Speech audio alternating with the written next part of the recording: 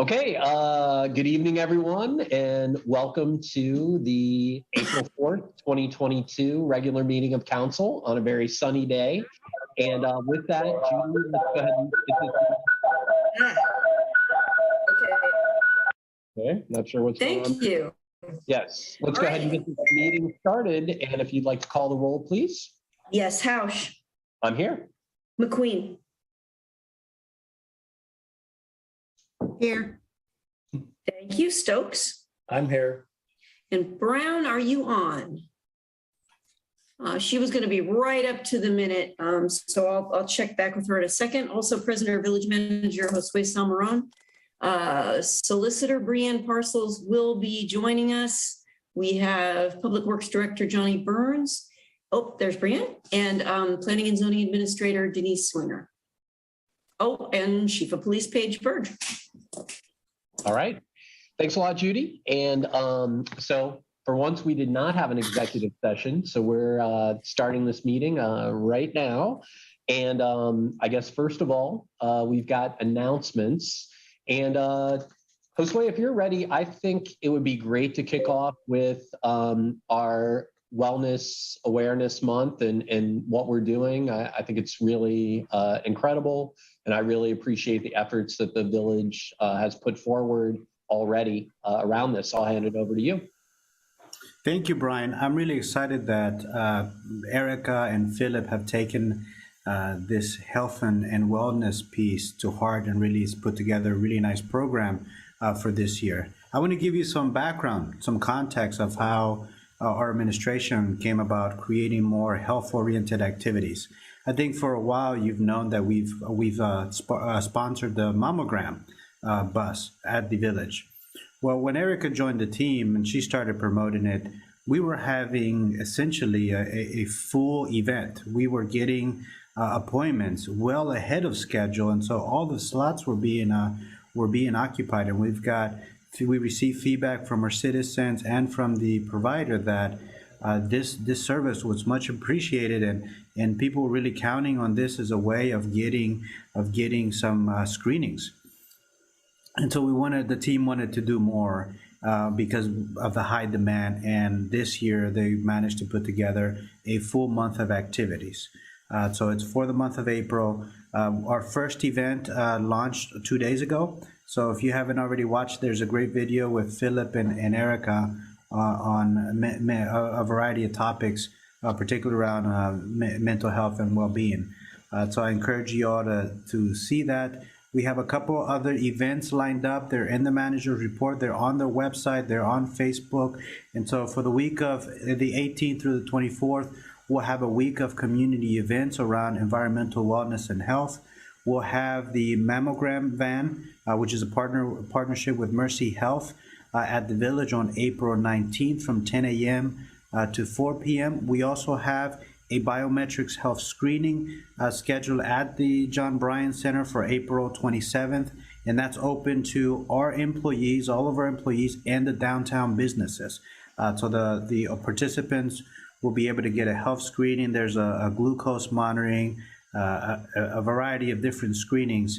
I've done it myself, and it's quite in depth. So I encourage you all to participate in that. And there's an added bonus that you go online, you do the health survey, you sign up ahead of time, you may be eligible for a $75 gift card. And I think that's a great incentive. Health on its own is the great incentive, but there's this added bonus. Now, I also want to take some time to celebrate what our local health department, the Greene County Health Department, has a campaign celebrating National Public Health Week. So the first full week of April, which is this year, is the National Public Health Week, and the campaign designates a day, each day, to a particular focus. So for today being Monday, the day that is being observed is racism as a public health crisis. So it addresses racist inequalities in healthcare, income, housing, education, particularly around the effects of COVID-19 pandemic. Tomorrow is Public Health Workforce essential to a future observation. Wednesday is community collaboration and resiliency. I think you see a lot of effort here in local government around resiliency work. Thursday is World Health Day. Health is a human right. Friday is accessibility, closing the health equity gap. Saturday, climate change, taking action for equity. Sunday, being mental wellness, redefining the meaning of health. This information is part of the council packet. It's also on our website. All right. I'll take any questions. Yeah, Josue, that's a great overview. I just wanted to add that we're using the hashtag HealingTogetherYS. So all of these activities are going to be highlighted via that venue. And it makes me think this is a great opportunity, or it makes a lot of sense to talk about the Earth Day weekend events. And Marianne, would you like to highlight that? Yes, I'm not going to go over all the events. There will be Earth Day events through that whole week, ending in the weekend of the 22nd, 23rd, and 24th. And there will be a flyer that will go into the paper that will highlight what Agraria, Tecumseh Land Trust, the Glen, and our Habitat team, sponsored by the Environmental Commission, will be doing. All right, awesome. And one of those events, I can't help it, I got to plug Celebrate Trails Day, which is on April 23rd. And that's going to be a great opportunity to see our bike patrol in action and do a lot of other cool stuff. I know the Buckeye Trails, I saw Mark Heiss is going to be in the mix. Chris Worrell with Black Pug is going to be doing bike safety checks. So I know that's on Judy's calendar. Saw her nod her head. And yeah, going to be a lot of great stuff going on that weekend. It kind of feels like healing together is a theme of some of the things I want to highlight with announcements as well. I want to give amazing kudos to Antioch College and the YS Pride team around the Transgender Day of Visibility event that happened. Okay, sorry, just got a request to enable the comments. So thank you for that. Yeah, it was a really nice event at the Coretta Scott King Center. People sharing stories. I'm so glad that we're celebrating this in Yellow Springs, and I know that it's going to be something that we're going to continue to do. Block parties. So a lot of folks have been asking about block parties recently, and I wanted to put this on council's radar. Josue and I talked about what we are going to do for these block parties that typically happen in the fall, but I understand that maybe some people are excited to do them earlier because we're trying to get together and heal together more. And I think it's probably a good idea for council to briefly discuss how we want to support block parties. In the past, we've often provided a gift certificate to support the event, like in a small way. And of course, we have the village team to help block off streets, and all that's typically been run through the village manager's office. So we'll talk more about that, I think, at the next meeting, but I just wanted to let the community know that it's on our radar and we'll be figuring that out soon. I attended a really great event. Mayor Pam was there also last night with the Yellow Springs Community Foundation's Youth Action Board. And one of the things that they are working on is, or I guess working with, is the Feminist Health Initiative. And that was really exciting to see, but they're also supporting our community outreach efforts. And so it was nice to have Florence there as well to receive that recognition. And one of the things that the students highlighted is, could we figure out how to support solar with the schools? And so, Josue, I just wanted to put that on your radar.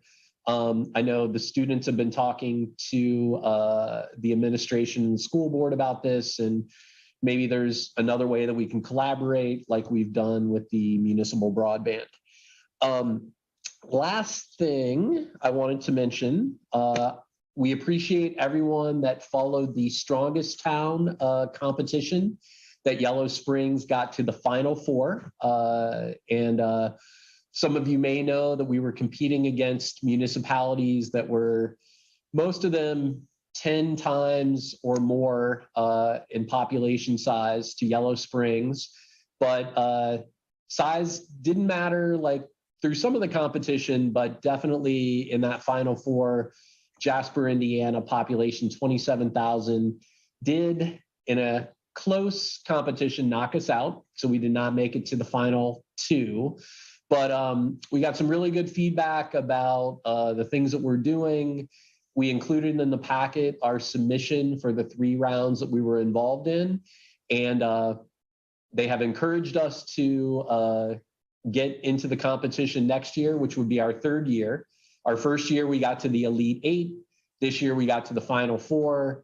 And I certainly encourage others on the Village team to lead that effort next year if they are interested. It was fun to be in the mix, and it really is a nod to everything that we're doing around resiliency, which is something that Josue highlighted earlier.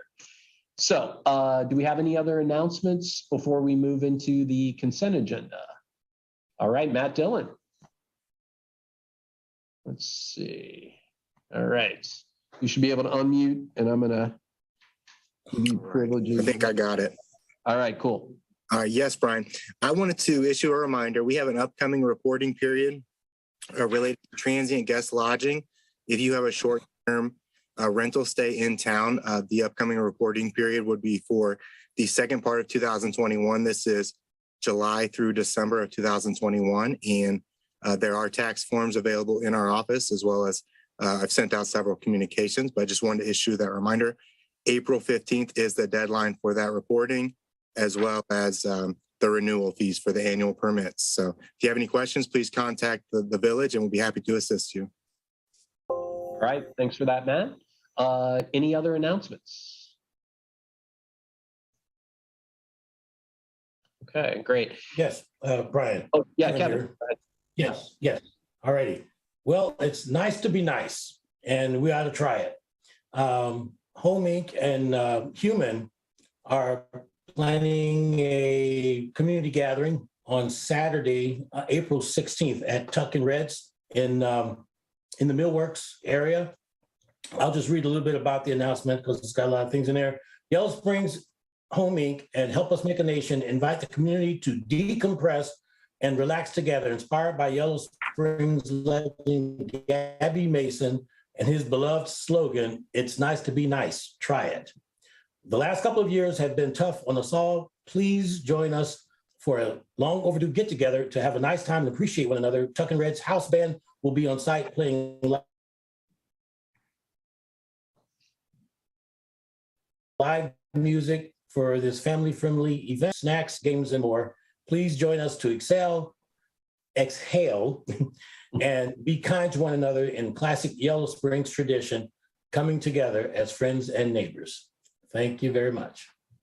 All right, thank you, Kevin. And I'll say I got to enjoy Tuck and Reds, the venue, a week ago, and it's really a great place to gather. So that's awesome. Any other announcements? Yeah, I guess I will mention, since I got dissed on this last meeting, I have the participants open, and normally I see the hands raise when people like do their Zoom hands, but I do welcome people to like wave or like help me out, because running a meeting and checking out Zoom and everything else, it was not intentional at the last meeting that I missed some folks that wanted to comment. So again, it takes a village, it takes a village council. So, definitely let me know if I'm missing something. All right, so with that, we have the consent agenda, which are the minutes from our last meeting, and I'll entertain a motion to approve. So moved. Okay, I think I heard Marianne do a second. Judy, if we can call the roll, please. Yes, MacQueen, Yes. Stokes, Yes. Brown. Can Carmen unmute? I just made her a co-host. So Okay, she, great. you know, Yes. Brown, excellent, and Housh. yes. Thank Okay. you. Next up is a review of the agenda. Anything we need to add, remove, or modify? I think so. I'd like to add the request from Tia Acheson about signing on to the ICAN, maybe under new business. Okay, we'll do that. Thanks, Marianne. Anything else? Okay, then I think I'm going to hand it over to Kevin Stokes to talk about the petitions and communications. Thank you very much.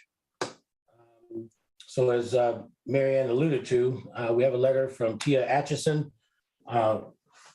regarding the suggestion that the village sign on to the International Campaign Against Nuclear Weapons, and we'll hear more about that later in the meeting. Brian Housh provided some great information from Ohio State, an article on outdoor recreation in the region. Inclusive and Resilient Yellow Springs has a letter of support supporting LGBTQ persons. Brian Housh also has a report regarding the strongest towns and Yellow Springs position in that competition. Dino Pallotta has some information regarding, I think, a link regarding Alcohol Awareness Month. Marianne MacQueen has a letter suggesting that we go immediately to in-person meetings. And Greene County Community Health Department, Josue touched on it, but they have a letter with information about Health Week. And those are all the petitions and communications that I have. Thank you. All right, thanks, Kevin. All right, so we're going to move into legislation. And first up is the second reading of Ordinance 2022-09. And Judy, we can do that by title only. All right, this is adopting a body-worn camera use policy for the Village of Yellow Springs Police Department. All right, can I get a motion? I move. Second. Okay. All right, so we did review this at length at the last meeting. I'm going to open the public hearing because it is the second reading. And Josue, Chief Burge, who wants to kick this off? Brian, all three of us are here, that being Chief Burge, Ellis Jacobs, myself. Are you interested in doing a presentation again, or? I think that, yeah, I feel like we went in depth last time, so a brief overview would be good, and then we'll open it up to see if there are any questions or comments from citizens. Okay, so I'll start off that I did receive some feedback, and from the community we received significant favorable public feedback, and I think that our citizens have responded well to what we were proposing. I'll pass on the floor to Ellis Jacob and Chief Burge. Right. Thanks, Josue. Chief, do you want to go or should I go?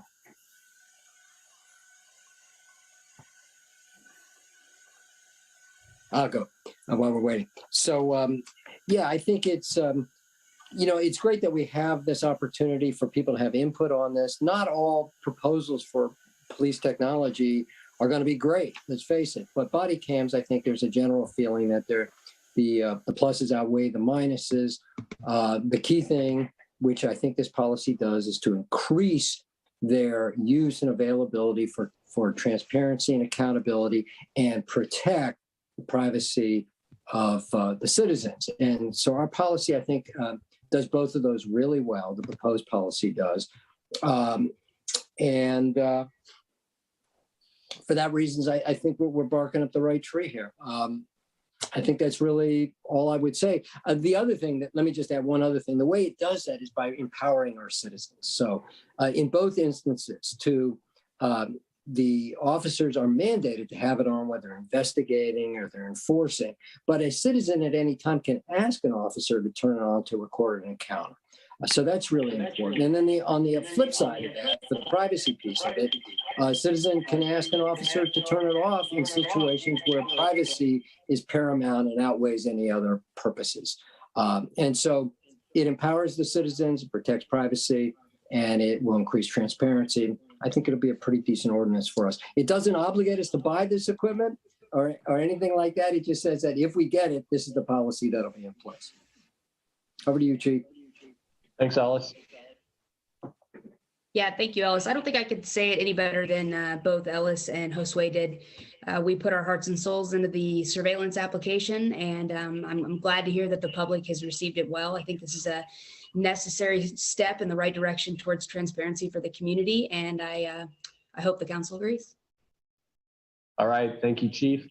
And yeah, I want to say, again, I appreciate all the work that went into it. I got to see some of that, and also it's just great to think about, an initiative that the Justice System Task Force really, pushed forward, and to see that potentially come into fruition. So, all right. So first of all, any questions or comments from council members? I Go ahead, Marianne. I appreciate Ellis explaining that passing the ordinance doesn't automatically trigger us getting the cameras, which means then there will be at least one more step. So thank you. Okay. Kevin? That is exactly what I was going to say. All right, great. Carmen, anything? Really, it's just I appreciate all the work that's gone into this. It's kind of, I don't want to say it's insurmountable, but it's pretty significant work. And especially because we have certain village specific features. It's just as innovative and progressive as we've always been. So I just appreciate it. All right, thanks, Carmen. Great. Any questions or comments from citizens? Okay. I am not seeing any hands.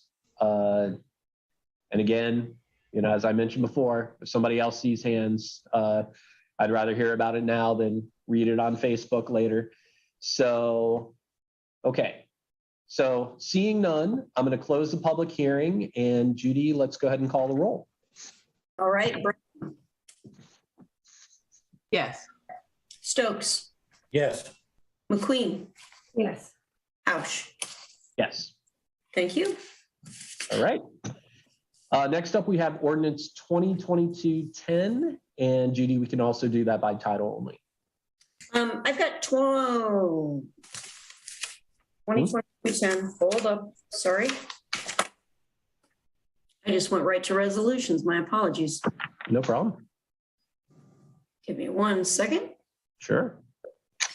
This is amending section 1226.02 subdivision regulations of the codified ordinances of the Village of Yellow Springs, Ohio. Can I get a motion? I move. Second. All right. Josue? Thank you, Brian. As you know, Planning Commission has addressed or discussed some issues around being in compliance with ORC. So there's been a couple issues we tried addressing. Planning Commission did discuss these thoroughly and have moved it over to council. I'll let Marianne and Denise weigh in on the specifics. Actually, this is not just to 122602. There are other modifications that have been proposed with respect to utility review and a fee in lieu of parkland dedication for smaller subdivisions and lot splits. So rather than taking them piecemeal, 3 separate sections of legislation, it's all in the same chapter.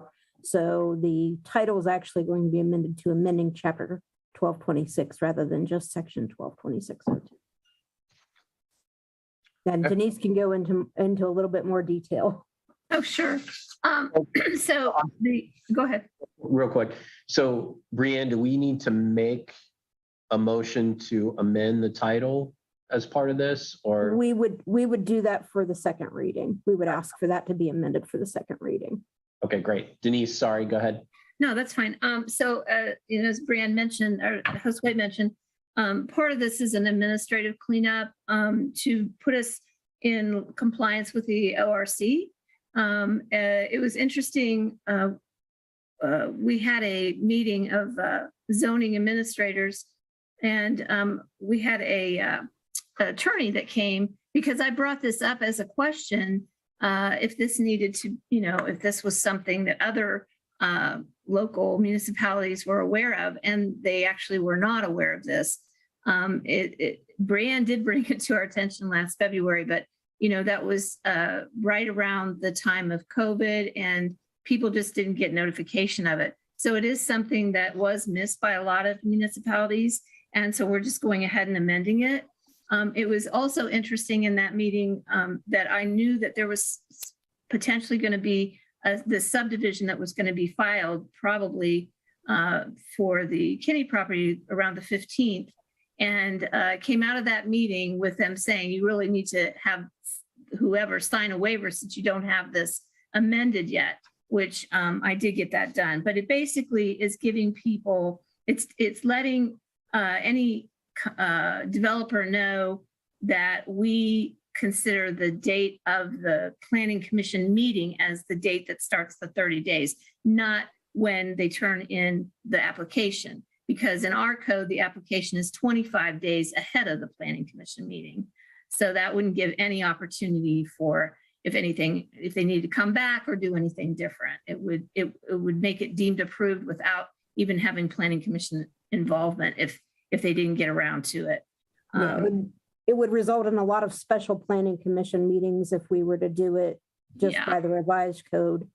If we have the applicant say, we're agreeing to the fact that under your timeline, the planning commission is the body that has to act on it, and the earliest day they can act on it is at their regularly scheduled meeting.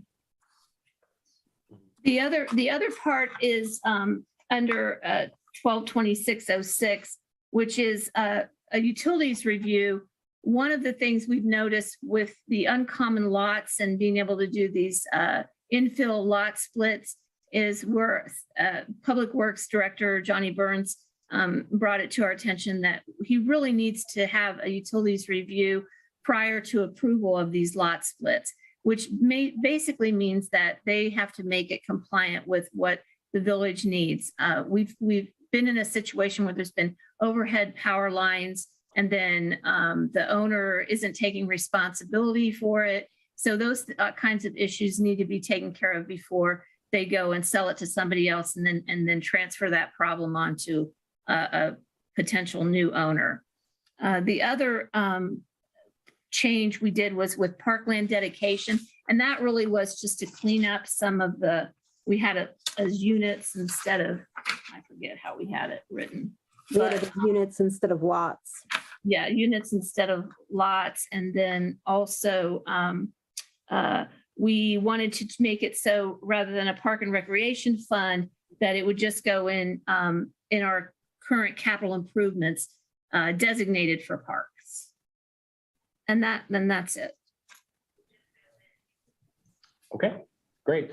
So related to that last piece, so are we talking about then that another step is establishing that fund?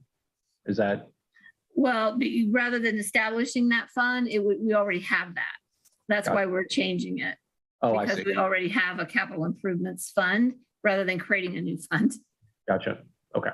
And in talking with Matt, he said that he could just, earmark it then for parks and rec. Great. Okay. Any questions or comments from council members? Okay. And questions or comments from community members?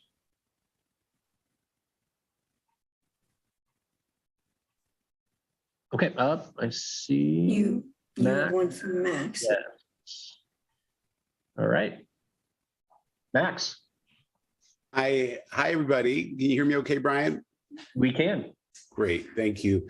I just wanted to make one suggestion on this. I noticed that on the park in lieu fee for subdivisions that are 5 or fewer lots, the amount of $500 is specified. I'd like to just suggest that language be changed to refer to a schedule of fees, just like a permit fee or whatever. And that way the fee can be modified without having to change the ordinance over time. If this ordinance is still in place in 10 years, $500 may not be the right number.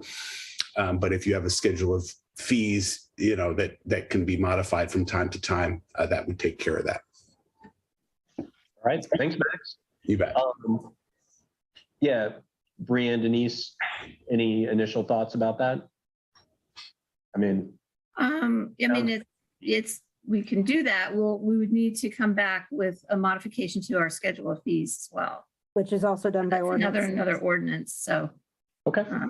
And I know that we want to at some point look at our schedule of fees because they are low compared to other communities, but we haven't been able to do that yet. So could we do something in the second read that referred to a to be updated schedule of fees or something? Is that?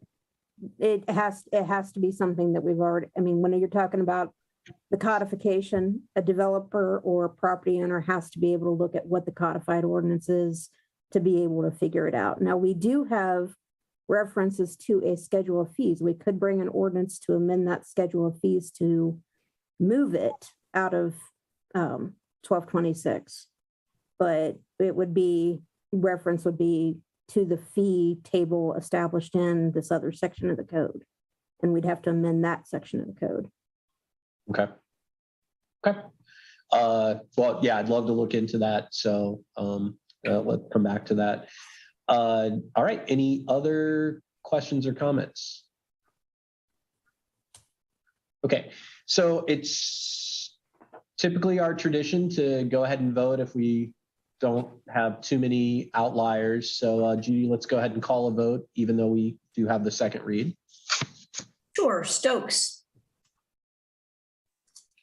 Yes. Brown.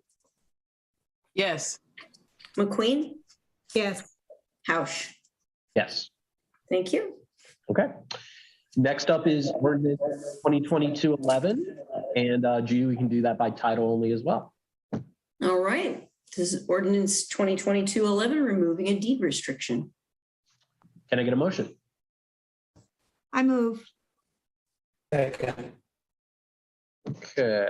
I am going to ask for an amendment on this one because it's actually amending the deed restriction and declaring an emergency. So I am going to have to ask council to amend that one. I'm assuming you're declaring an emergency, but allowing a second read. Well, the requested timeframe was to do it by April 15th to avoid interfering with nesting season.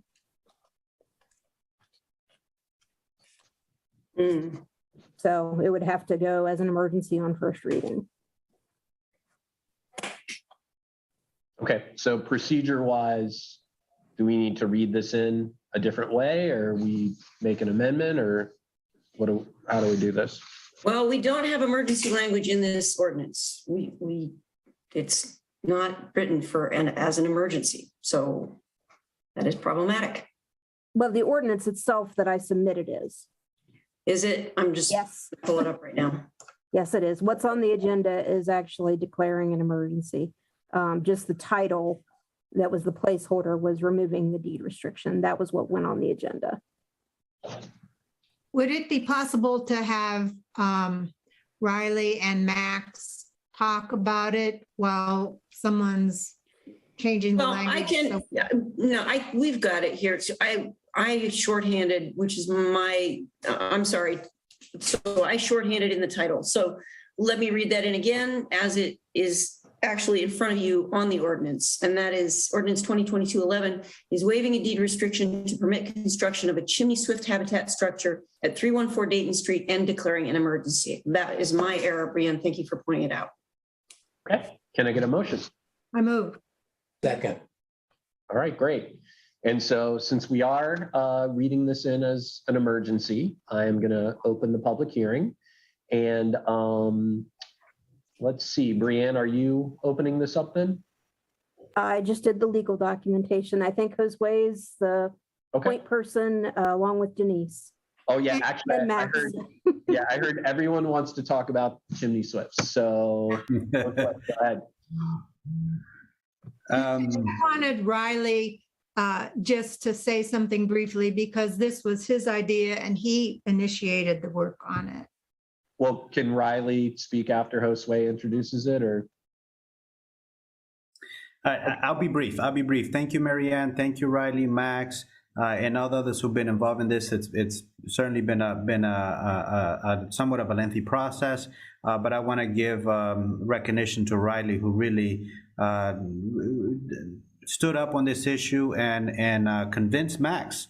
I don't think Max took much convincing. I think he was on board. He just needed to hear the full breadth of the issue, and Max got on board with some great concept designs. And we are here at this point where we need council's authorization to modify this deed so that Max and the team are able to construct a chimney swift to preserve the birds at the property and in this area. So Riley, you can take over. All right, Riley Dixon. Let's see. You should be able to unmute. All right, can you hear me? We can. Great. I'm a member of the Environmental Commission. I work for the news, but I'm just speaking here as a guy who really likes birds. I'm not an ornithologist at all. I live right behind the Union Schoolhouse, and over the past several years, I've got to meet some of my favorite neighbors, and these are the hundreds of chimney swifts that migrate to the schoolhouse each and every summer. In the last 20, 30 minutes before the sun fully sets, you can see hundreds of these birds, literally hundreds of these birds torpedoing into the chimney of the Union Schoolhouse. And it's really just such a wonderful spectacle. I mean, these are great birds. They eat a whole bunch of mosquitoes, and they're also endangered, right? Like 72% of all chimney swifts globally have disappeared over the last 55 years. So I would petition that they are worth preserving. I mean, they are not endangered yet, but they're rapidly approaching endangered. And I would really hate for Yellow Springs to contribute to that endangerment. So yeah, when last year when Iron Table Holdings purchased the Union Schoolhouse to move WISO into the building, I was really worried about the design because it's my understanding, and Max can speak to this a little more, that by carving out the center of the building to put a skylight in and removing the chimney, that could displace these hundreds upon hundreds of birds. So thankfully, Max came up with a great design, and I'd like to, turn it over to him. All right, thanks, Riley. Max. Thanks. I have a little bit of a presentation. Won't take too long if I can share my screen. Is that possible? Sure. Let's see. Okay. You should be able to do it, Max. Okay, great. Thanks. Okay, so Riley brought this to our attention, and these birds really are amazing. You can see, this is a video. I don't know if you could hear the chirps, but you see them swirling around, and they just dive right in to the chimney. It's pretty incredible to watch. This was just from last year, last fall. And you see, they're kind of circling around, but one by one, they just dive right in the chimney. It's pretty amazing to watch. And so the thought was to create a freestanding chimney structure that would replace the chimney we're removing. And these birds, they still do. Their natural habitat is in hollowed out trees, and that's why chimneys are so perfect for them. They cling to the inside of the chimneys. And so what we're hoping to do is erect the interior structure. So this structure is meant to be designed in conjunction, kind of paying tribute to the schoolhouse. It'll be clad with brick that is demolished from the inside of the schoolhouse. We're taking out a bunch of brick from the inside, and so we're proposing to do this in 2 phases. And I want to make sure the council understands that we're going to have a season where it doesn't quite look like this. And in a couple slides, I'll show you what it will look like between now and the end of the summer or early fall.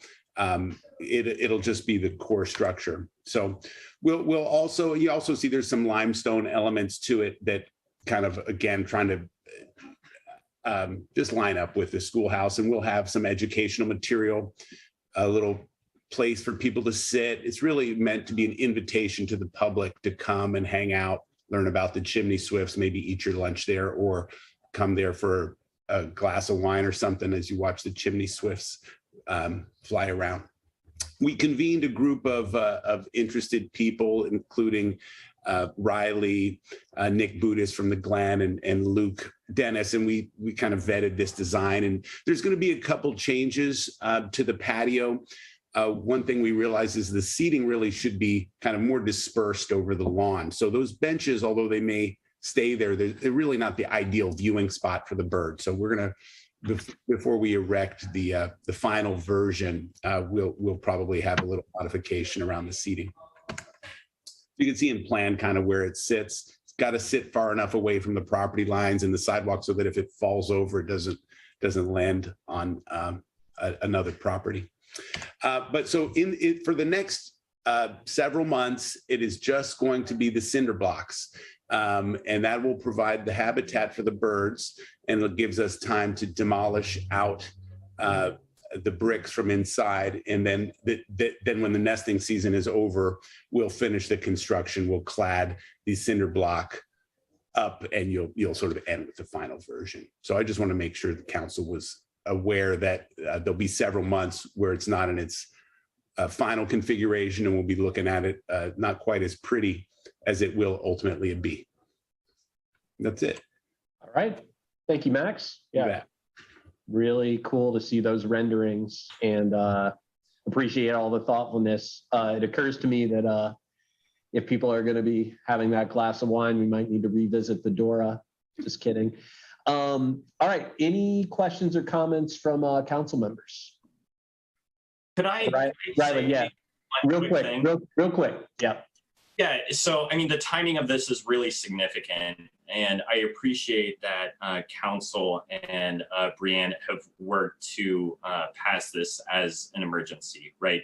Because it's attending to the migratory patterns of these birds, right? So this time of year, right, again, I'm not an ornithologist, I'm just an enthusiast.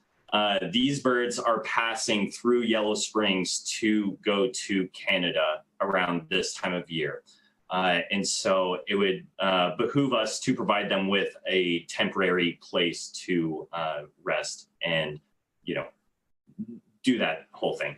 But in July, at the end of, like the middle of July, pretty much to the first frost, i.e. like the middle of October, that's when we have literally hundreds upon hundreds upon hundreds of these birds. So by passing this ordinance and allowing Max to construct this tower, we are saving a potentially endangered bird species. So I thank you in advance, Council, for at least considering this. I didn't expect this to be my crusade du jour a year or 2 years ago, but here we are talking about some of my favorite neighbors. So thank you. All right, thanks, Riley. Okay, any questions or comments from council? All right, Kevin, I see your hand up. Yeah, I just wanted to commend Riley, Max, and everyone else who's put effort into this. It's heartwarming to see community activism. It's really a small thing when you think about it, but it can have major impacts, and it can mean a lot at the end of the day. So whenever we can get together, present a problem or identify a problem, present a solution, and everybody puts their heads together and come up with what looks like a great idea, Max, a great design and idea. It's again heartwarming to see this thing we call community governance work as well as it is working right now. Thank you very much for everyone who's been involved. All right, here. I like that comment. Marianne, Carmen, anything? Okay. I just want to say that I'm a fan of a chimney swift. And when I was living in Springfield, I had chimney swifts in my chimney on Tibbetts Avenue. And the landlord said, we got to get rid of those birds. And I was like, well, we don't use the chimney anyway. They do. You seem to always have critters in your house. So. Absolutely. A friend of nature. Marianne? Yeah, I just first, thanks to Max and Iron Table and everyone that's been involved in this. And I did want to acknowledge that Riley did this as part of the 6-month period when we were working on the climate action planning process. And he was what was it called? A sustainability champion. And that was his project that he did. Thanks, Marianne. Okay, I think we'll close the public hearing. Great discussion. And Judy, if we can call the roll, please. Yes, MacQueen.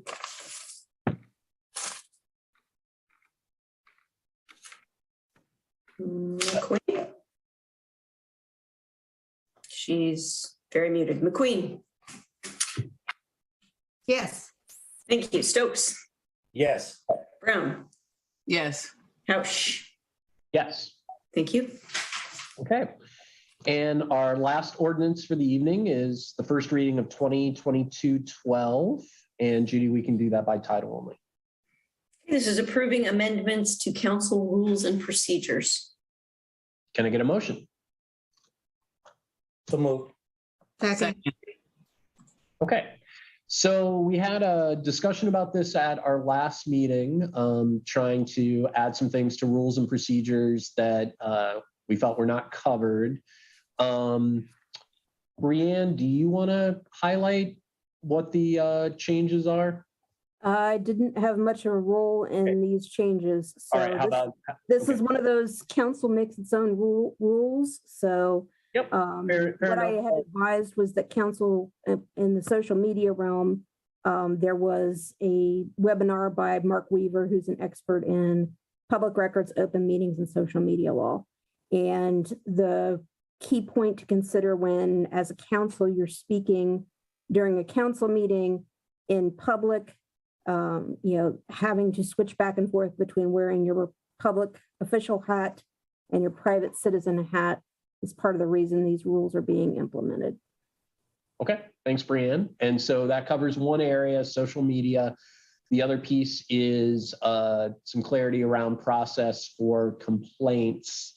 Judy, do you want to highlight anything else? Because I know you were involved and you kind of are our rule and procedure overlooker.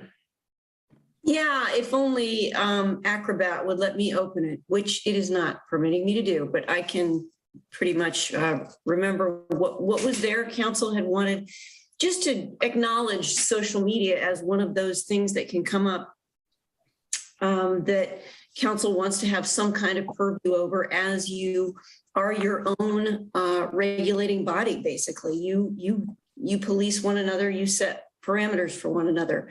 You had wanted that to be included in your rules and procedures. And so that's in a very general way that I think leaves enough latitude that you're not, bound strictly to one thing, but that if you're interpreting it as a body, it lets you, it conveys the expectation that you have among yourself for those sorts of behaviors, I think, without binding you too closely.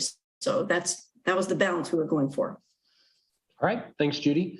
I think we will take a few citizen comments, keeping in mind that we'll have a second read with a public hearing.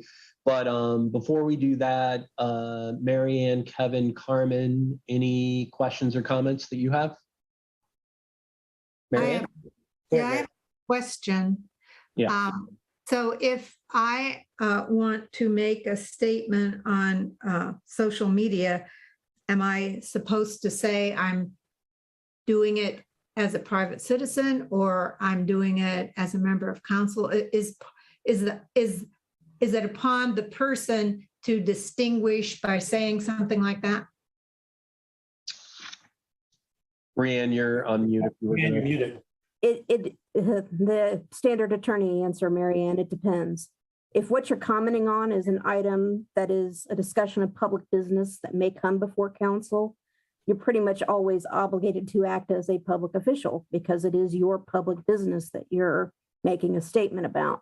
If, however, it's telling, someone, hey, happy birthday, or you're commenting on a matter of broader public implication, for example, Russia versus Ukraine, you can say, I'm making a statement as a private citizen, but again, you would dial that back if you intend to, at the next council meeting, bring a resolution of support for Ukraine. So it's really incumbent on the council members to distinguish, because when you're a council member, you've almost always got that cloaked in a public official authority when you're making a statement. Again, social media doesn't distinguish, but as an official, you have to, in some context, be very clear about what role you're commenting in. Okay. Kevin, did you have a question or comment? Yeah, I would just, since I'm not an attorney, I won't say it depends. I would just say to Marianne, yes.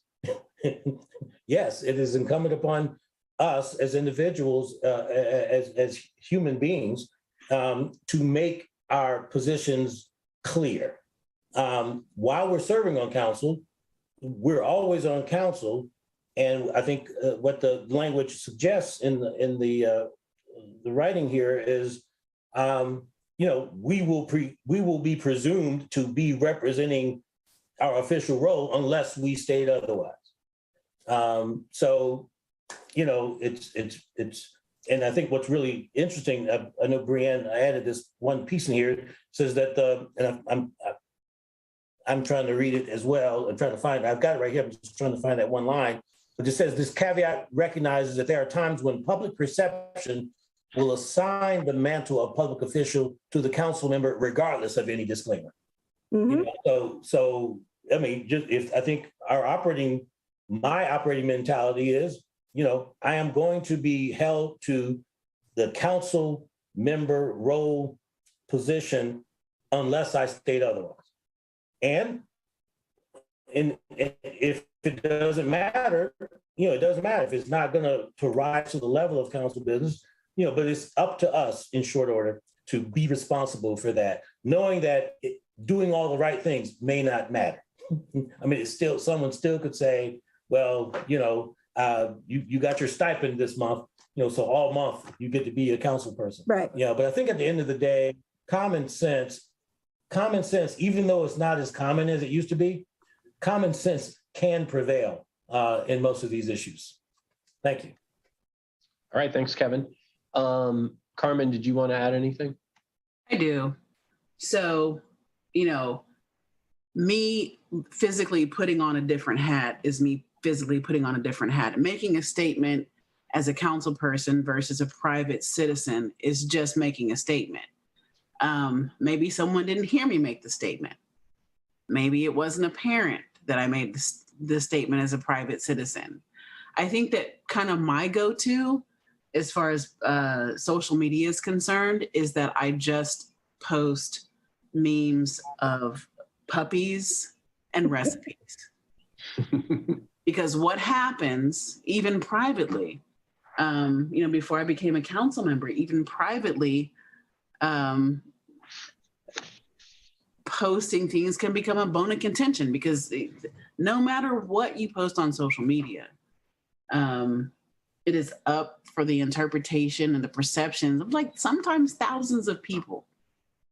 So stating I'm doing this as a council person versus I'm doing this as a private person is usually of no consequence. That's my 2 cents. All right, thanks, Carmen. All right, so I saw Athena's hand up. I assume it's Athena Fannin. Yes, go ahead, Athena.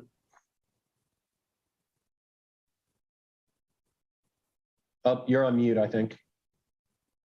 Or at least we can't hear you.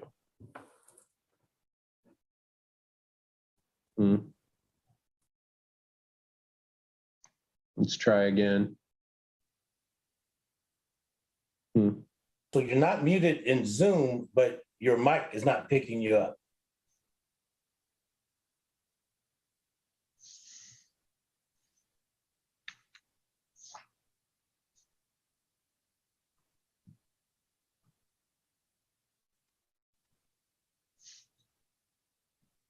Can we take another person while she sorts out this? Because it's on her end. Yep. Okay, so I saw Dino's hand up next. Dino, you should be able to unmute. Hi, guys. Hey, I got a question on process. It's a two-part question. Number one, with this ordinance, this is on a going forward basis, obviously. So the question that I have is, it goes back to Mr. Stokes. I think, Kevin, you were running an investigation. It's been about a month with regards, obviously, to Brian with all the numerous complaints that came in. I kind of want to know where the status is on that investigation. And the question you're going to come into is, where is this timeline going to be? So you've got an ordinance going forward, but we've got a prior behavior that's happened. And you got to address that, because I don't think you can bring that forward to apply it to the ordinance when this is a prior incident. So I just want to get your feedback on the status of all that. And Brian, too, if you want to weigh in on it, that'd be great. Thanks.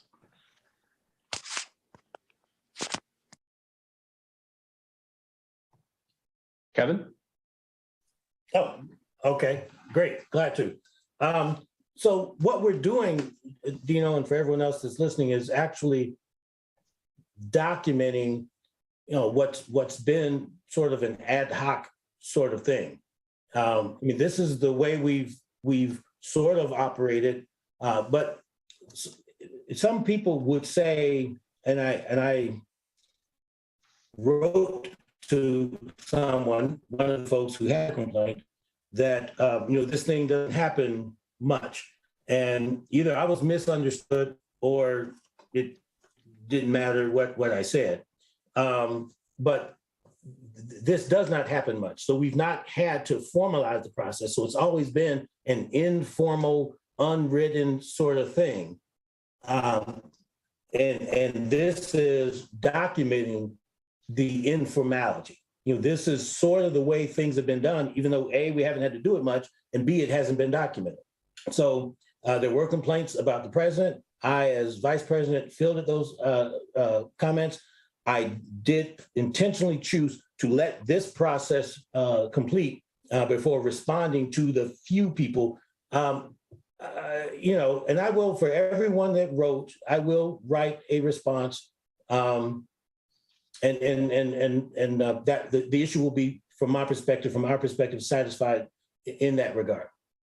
So that's the short of it, is that this is pretty much how it could have and would have been done anyway. It just hasn't been documented. So there's nothing that would have suggested that we had to do it this way until now.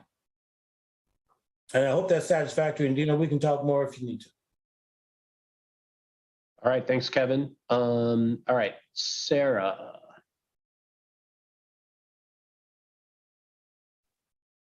So it's Sarah Sinclair Men.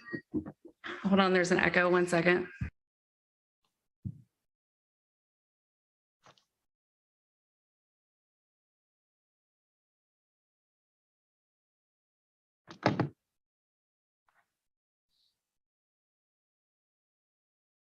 Okay.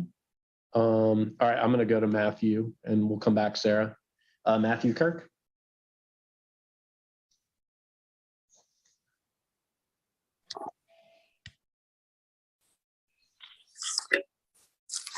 Hey, how's it going, Brian?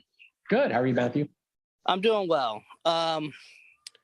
So I wanted to comment a little bit on this issue because I feel like it relates to a conversation you and I and Lisa had a few months back regarding to some social media comments I made when I was a member of Planning Commission, during which you and Lisa were very clear about, you know, how it could easily be confused what one says as a private person versus as a member of a council or a commission, which you indicated was somewhat of a semi-judicial body at the time, which I, you know, agree with. But nonetheless, as council president, what you say is certainly more pertinent. And my crime was not nearly as egregious, but I was asked to resign for it. And so this a little bit feels like we're pulling a situation where people are saying, well, we just didn't know what the rules were.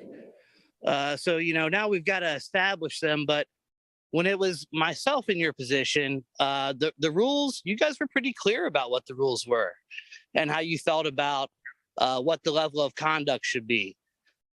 So I guess I just am looking for a little practice what you preach, I guess, situation here where we're just treating people fairly and above board. So thanks a lot. Appreciate it.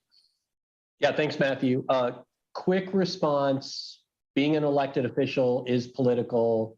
Being on Planning Commission is not. But I appreciate, I think that's an important context to that conversation. All right, Sarah, Sarah seems to be gone. All right, Athena, let's try again. Are you able to hear me right now? Yes, we can. Okay, awesome. So I just have two concerns about the way it's written. One of them, I think I've seen people be concerned about this as well, is that the handling of the complaint is then passed to council.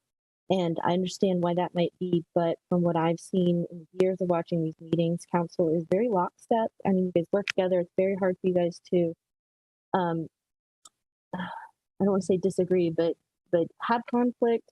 And some of the few times I've seen some conflict, I mean, you guys write ordinances or you shut each other down.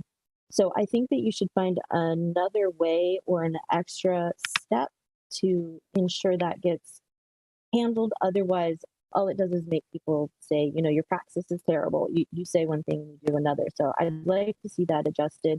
The other piece is kind of half and half. It's already there and you're just adding removal, but it's about profane and threatening language. And the reality is, it's 2021. Profane language it's part of today's discourse. I think that's really controlling.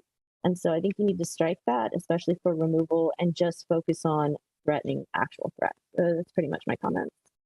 Okay, thanks, Athena. You know, since Dino asked for my way in and Athena's comments remind me as well, I'll say that there are extra steps, which include all the steps that folks are using, writing letters to the paper, posting on Facebook, proposing recall, and recall, of course, is part of our charter. The other thing I want to highlight related to the process that Kevin referred to is in the past, when there have been complaints about other council members, one response has been to read that complaint and not do anything. And so, I mean, I do want to highlight in particular, it was when there were two council members that were calling out Kevin and Marianne, and those complaints came to me. I was asked to take a side, and my decision was not to. So I think it is important to recognize that part of this process is we may hear a complaint, and we listened, and that was the resolution. So I think at this point, all right, I'm gonna take one more comment since Sarah's back on, and then remember we do have a second reading, so we'll have a proper public hearing. So Sarah, you want to try again? Yeah, sorry about that. So did you guys go to other governmental entities and look at their social media policy or to make sure that this complied with state regulations for ethics or procedures with council people, elected officials? Secondly, there's a big difference when you're an official proceeding and you're recused from a situation and then you speak as a private citizen, which is allotted and specific in the law, versus an elected official just deciding that they're all of a sudden not held to the same standard. And it's, I guess, very disappointing. It would be very interesting to see the actual legality of this on the state level, and also what other governments have been doing with this, because it's not a unique problem, but how this has been handled definitely does seem like a very different way to look at it. Thank you. All right. Thanks, Sarah. Yeah, I think that's a great comment. And I know that Brianne and others have looked at different models, but I think that's an important thing for us to make sure and potentially put things in the packet. I can compile a summary of those, Brian, along with Mr. Weaver's synopsis. All right. Thanks, Brianne. Okay, so with that, I don't think we'll take a vote right now because maybe we'll be making some adjustments, and we do have that second reading. So let's go ahead and move into Resolution 2022-22.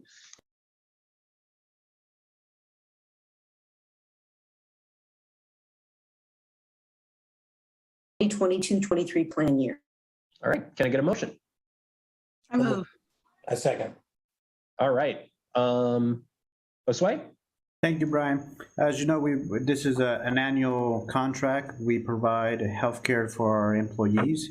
Over the last 2 years, we've gone out to market more than previous administrations, and we attempted to do that. And there's very little market opportunity to match or beat what we currently have. So what we're bringing back to council is a renewal for the same plan.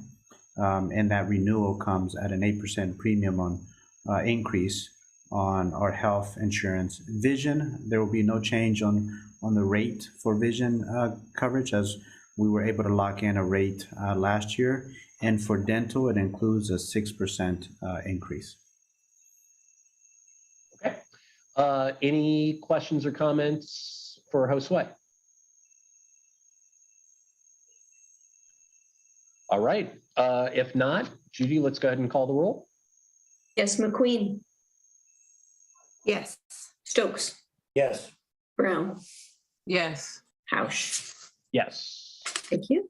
All right. And then we've got Resolution 2022-23. Let's do that by title only, please. All right, this is authorizing the village manager to enter into a 12-month contract with Unum for dental insurance for village employees. Can I get a motion? So moved. Second.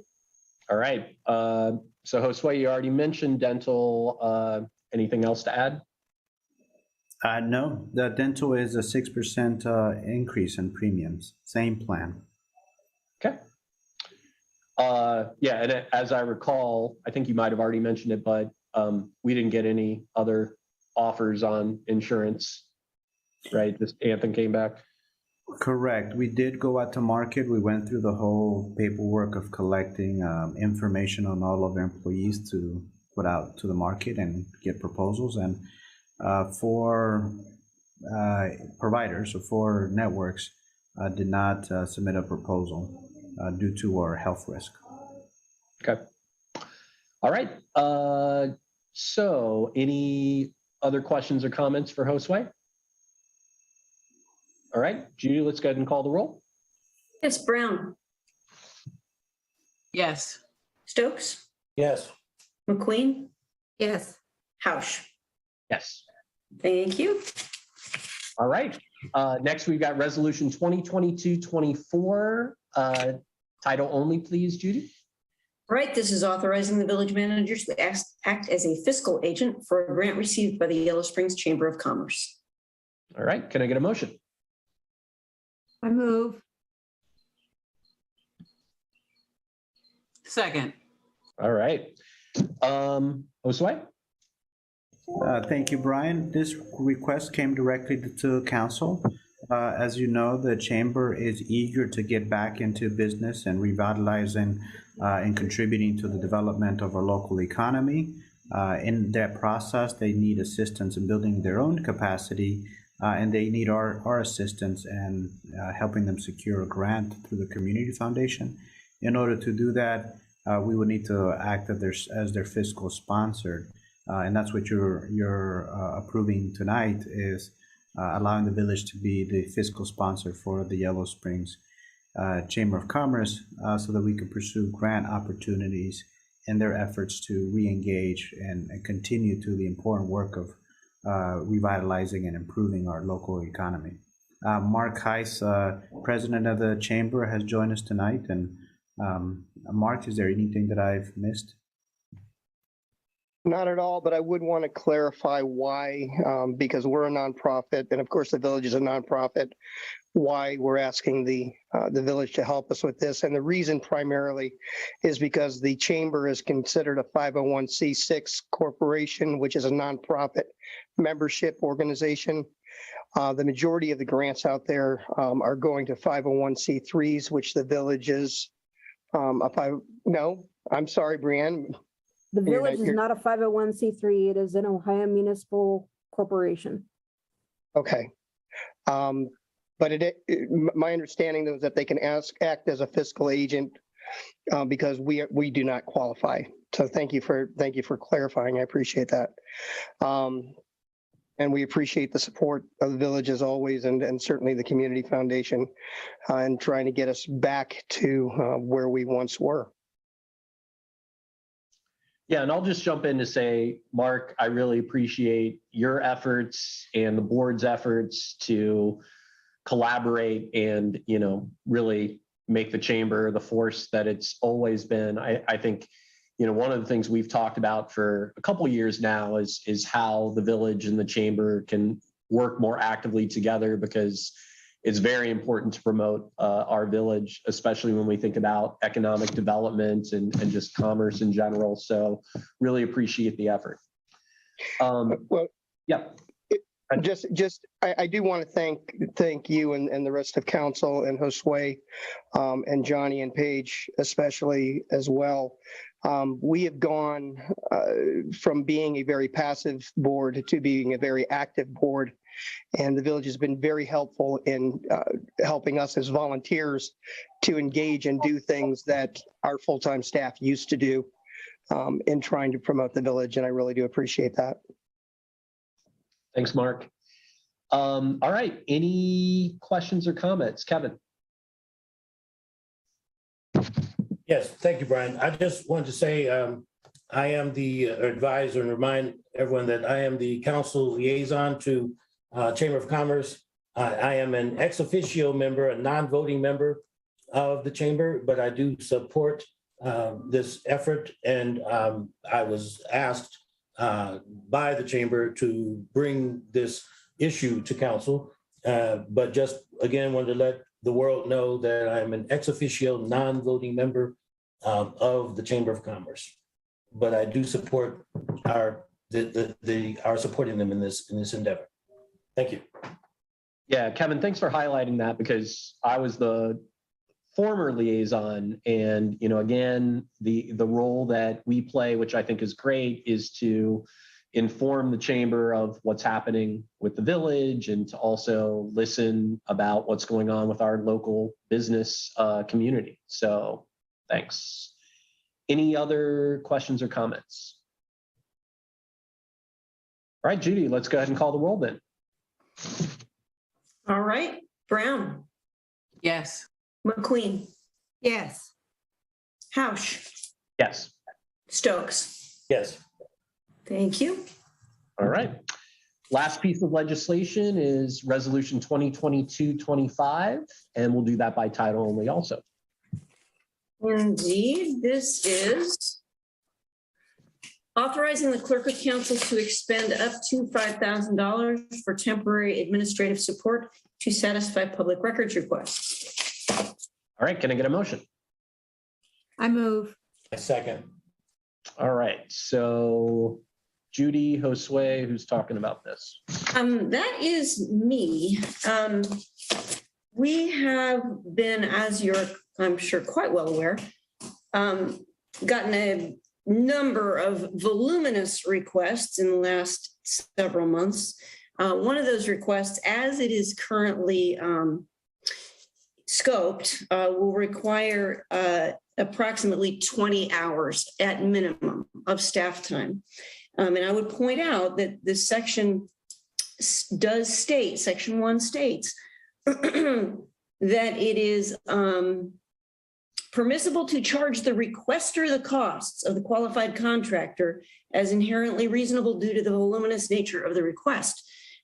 This resolution does not presume that the contractor will be hired. It leaves the option for the requester to narrow the request. If it cannot be narrowed, it's simply an overwhelming amount of staff time. In conjunction with all of the other requests, even in and of itself, it would be an overwhelming amount of staff time. Mm-hmm. Going back 11 years. Yeah, and so just 11 years, wow. Mm-hmm. So I'm curious, Judy, the section that you referenced, which I read as well, I mean, why don't we just pass this cost on to the requester?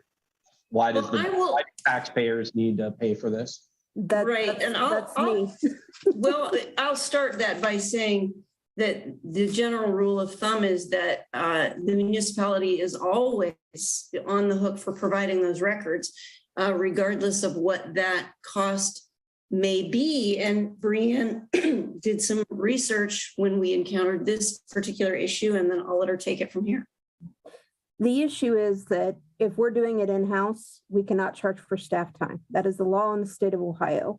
Mm-hmm. However, we lack the staff capability to fulfill this in a timely manner if the requester does not narrow the scope. And again, we're going back 11 years. This is something that would either take us months to fulfill, or we're going to have to get someone who's qualified to assist us with doing it.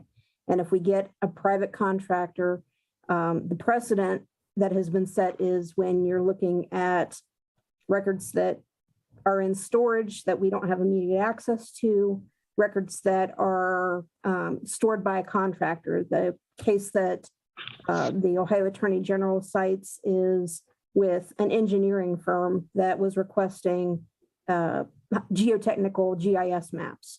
Well, the county said, look, we're going to have to hire a contractor to generate those maps off of the database, and we don't have anyone on staff who can just sit down and do that all day. So again, this is something that if council says, we've got this one request, we know it's going to be voluminous, we know we're obligated to fulfill it, but we have to tell the requester, you're either going to wait an inordinate amount of time for it because we do not have the staff, or we'll have a private contractor assist with the fulfillment. Again, we cannot charge for staff time, but we can charge for a private contractor to assist staff. Right, but then again, the taxpayers are taking on that burden, right? Not the No, the cost of a contractor can be passed on to the requester, unless the requester agrees that I'll get them when I get them, because the staff, we do not have the staff to support the fulfillment of this request going back 11 years. So why do we need this resolution then? This would be to get Judy some assistance and get our administrative team some assistance to copy going back 11 years, getting the files out of storage. So you mean this covers it on the front end and then we get reimbursed by the requester? Is that? If we have to contract, and this is something that Judy and I discussed, this could be something that we partner with another local government for. Right now, all of our archives before the 1940s are held by Wright State. If we can get someone from Wright State to come up and assist us on site, that would be an intergovernmental contract. I don't know what the fee would be, but that's been the relationship with Wright State in the past. But again, we are obligated to provide these records by hook or by crook.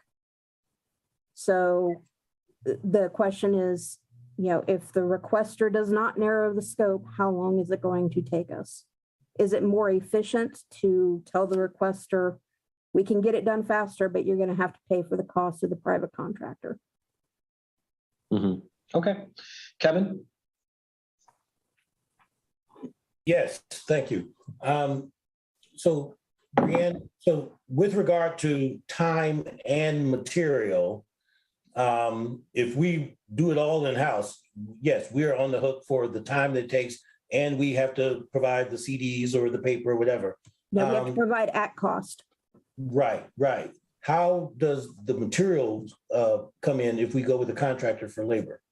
That would still be at cost. Okay, but we could charge what? But we would still be charging the same, whether if it's a hard copy, it'd be per page. If it's an optical disc, it would be whether it's a CD or a DVD, whatever's in our current record schedule for the cost. If it's a digital file that's a data file, it would be the cost of the data drive. Okay. Thank you. All right. Josue? Thank you, Brian. Brian, I think you're in some of your commentary, you were getting to the cost and the taxpayers having to burden this cost. Even when we use our own internal staff and our own local resources, that takes time from doing other things. There's a lot of government work that cannot be done because we have to devote so much time to getting these public records requests completed and done in somewhat of an expeditious manner, actually, in a fast turnaround time. So I think it's important that we line up some of these resolutions and contractors to fill in the gap and fulfill these public records requests. I think ultimately the taxpayer has to pay and is burdened with the cost of providing those public records requests, whether that is by tying up time from the administration and keeping us from doing other very important work, or having to pay a contractor to get these public records requests fulfilled. Okay, thanks, Josue. Marianne, Carmen, go ahead. So a public records, we are obligated to provide those records, yes. Right? Okay, so we're obligated to provide those records however we do it. In a reasonable time, and reasonable depends on the scope of the request. Sure. And a lot of other factors. Okay, so if we pay for it, if we put, we allot $5,000 to help Judy do it, inevitably it is still passing the cost on to the public, right? I mean, it's still the public's money. So whether or not the requester pays, but I guess my question is, we're obligated to do it. So we're obligated to do it. I think that I'm a little bit, I'm kind of a literal thinker. So I just need help understanding how, if we allocate funds toward it or not, it's still public money, right? If we obligate funds for a private contractor, what we would advise the requester then is we have looked for a private contractor to assist us, and here is what the expense will be. Will you pay it up front? If they agree, because it will get them the records faster, they agree to pay for the records provided at cost. Okay. And that cost of a private contractor is at cost. Right. If they don't agree, we squeeze it in with all of our other job duties and it takes longer. Right. Okay. So it's up to them to decide how long, let's say it's a time thing. The time thing. Okay. I understand. And again, as far as that's one of the calculus factors that goes into what's reasonable. Sure. Okay. Heard. Okay. Marianne, did you have anything? Okay. All right. I see Athena and Matthew's hands up and Sarah's. I would like the comments to be brief, please. All right. So Athena, go ahead. Just want to verify you can hear me. Okay, great. I actually misunderstood this ordinance. My original comment was to please give Judy this money I do want to say real quick, because people are going to ask, this is not my request. I didn't make this request. Whoever made this request is more powerful to me, because you guys have told me to step off regarding voluminous requests or broad requests. And I would never, you guys would never do this for one of my requests. But I want people to misunderstand that. So what I am actually concerned about here is it sure sounds like a lot of talk about how can we be obstructive. We're worried about taxpayer dollars. How can we pass this on? Costs are a real obstruction. So what I would suggest, I mean, if you have to do this, you have to do this. But what I would suggest is you actually, at some time in the future, allocate money for an assistant for Judy. And what this can do is a couple things. One, when she's on vacation, she can have somebody there that's going to handle it. But two, when you don't have voluminous requests, that assistant can help bring you guys into the 21st century, because your electronic delivery is not in the 21st century. Huber Heights has a fantastic system, so they don't have to, well, they did. They don't have to repeat stuff. So while I'm not sure I understand this anymore enough to comment, that's what this resolution brings up for me. Just give her an assistant. And that's pretty much my comments. Okay, thanks, Athena. Judy does have an assistant, and I think she stays pretty busy. All right, Sarah, go ahead. Thank you. So I didn't make the 11-year request, but I absolutely know who did. And the 11-year request was due because they asked for past workers' comp claims with incident reports and any police reports related. And they were told that they didn't exist and that they couldn't find anything. The response exactly was, there's only, the only record that applies to the request is the PD would be an incident reports for a medical call from March 7th. It is attached. Considering there are no other incidents with request parameters, I will check to see if 911 calls regarded in a single incident. There are no 911 calls. So, and then the person made the request going back 11 years for files, because obviously there were other workers' comp claims and other incidents and other complaints against this party that we know of because we've talked to other people, and they're saying they don't exist. So then the only recourse the public had then was to request the full file. So I don't think it's right to blame the public for making an unreasonable request when the requests that are being asked are just being told there's nothing there when we know there is something there. Thank you. Okay, thanks, Sarah. All right, we'll take one more comment. Lindsay. Hi, I just wanted to say that an alternative to being flooded with public records requests is just to have transparency from the beginning and just tell the truth and make the documents available. And then you don't need to deal with all of this. And that's all I have to say. Thanks. Okay, thanks, Lindsay. All right, so I'll be honest, I'm a little bit confused, but Judy, let's go ahead and call a vote. Yes. MacQueen. Yes. Brown. Yes. Stokes. Yes. Housh. No. Thank you. Okay, next up is citizen concerns. This is the time when we take comments up to 3 minutes on any items that are not on the agenda. Do we have any citizen concerns? Okay, Athena, go ahead. Okay, I just want to verify you can hear me again. Yep.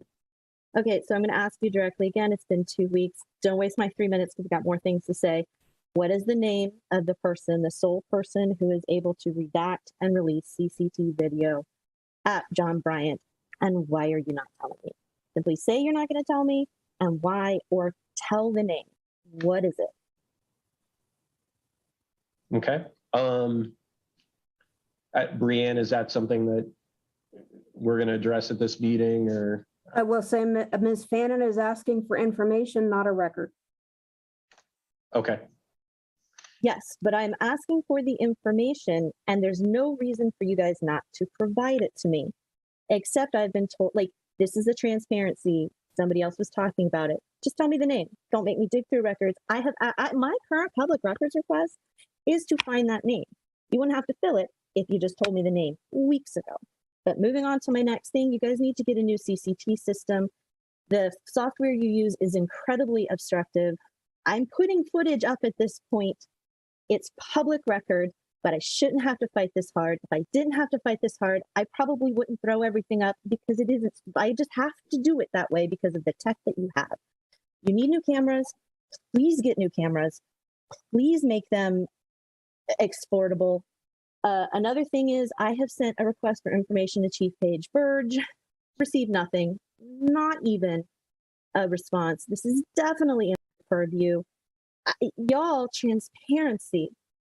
You have to be transparent. Stop ignoring the public and you wouldn't be overwhelmed like this. And my final one, I don't know if that milky white glass is still there at the police department. Take it down. When I first saw it years ago, I was shocked. You guys are all about transparency, and you literally physically made it not transparent. And at that time, when you put up that weird milky white glass and that barrier, I had not seen that in any other dispatch room in any other police department. And if they're doing it now, you guys have set a precedent. That's not okay. Take that glass down. Show the public you're committed to transparency. Okay, thanks, Athena. I mean, actually, the center glass is transparent and you can see right through. But I also think as we're reviewing all this CCTV technology, we might want to reference our surveillance policy and make sure that we're actually complying with the intent of that, which I think the body worn cameras did a good job of. Okay, I'm not seeing any other citizen concerns, and I think that means we are going to move into special reports. And our first one, I believe, is coming from Frank Doden, the chair of our planning commission, which I know was really busy last year. And so, Frank, welcome. Looking forward to hearing the annual report. Good evening. Can everybody hear me? Yes, you can hear me? We can. Okay. All right. Yeah. Okay. My name is Frank Doden, and I've been on the Planning Commission since, I believe, November of 2018, and I've served as the chair of Planning Commission since 2019. While serving during 2021, I had the pleasure to work with a number of other Yellow Springs citizens on the Planning Commission, including Stephen Green, Sarah Amon, Susan Stiles, Matthew Kirk, Gary Zaremski, Laura Curlis, and Lisa Krieger.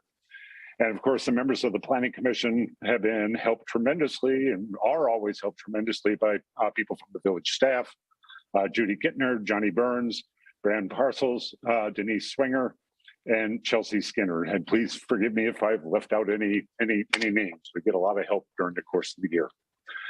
The village staff provide tremendous amounts of necessary information, as well as guidance and organization to the members of the Planning Commission. And we all greatly appreciate their countless hours of work. The Planning Commission, of course, reviews applications regarding zoning, conditional use, plan unit developments, home occupation permits, construction of accessory dwellings, transient guest lodging, etc., and makes recommendations to Village Council. While many of the applications that come before Planning Commission are pretty straightforward, obviously, not all of them are. But over the years that I've been on Planning Commission, I've been impressed by the conscientious way that the members of the Planning Commission approach each application.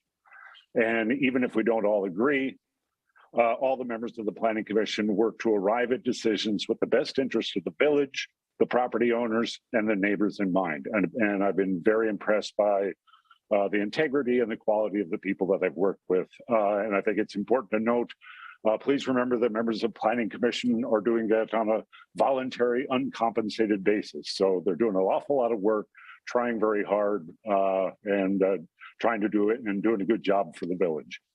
Now, I believe Village Council will have received a full report from Denise Swinger. And so I just want to give a quick summary of last year's work. While of course, since I'm on a Zoom meeting, my cat is jumping in my lap. A report on last year's work that's also accompanied by the slideshow, which I think you all have up on your screens right now. And I just don't want to read all the slides. So I'm just kind of condensing the information that's up there as we go through. And I'll just ask Denise or whoever's to flip through the slides. So that's the number of meetings that we had in 2021. Go ahead to the next slide.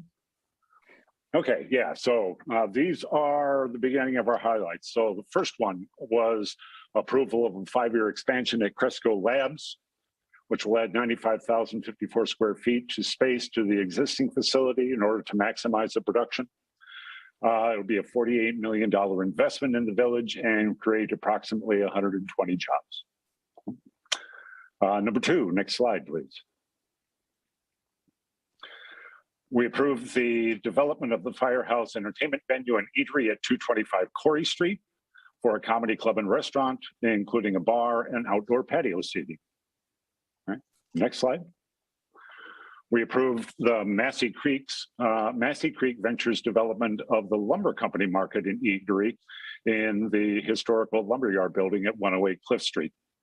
It's a projected $3.2 million development. Eatery will have food, beverages, retail stalls, and projected 20 to 30 jobs will be created. Next slide. We approved the renovation. We heard about the chimney sweeps earlier.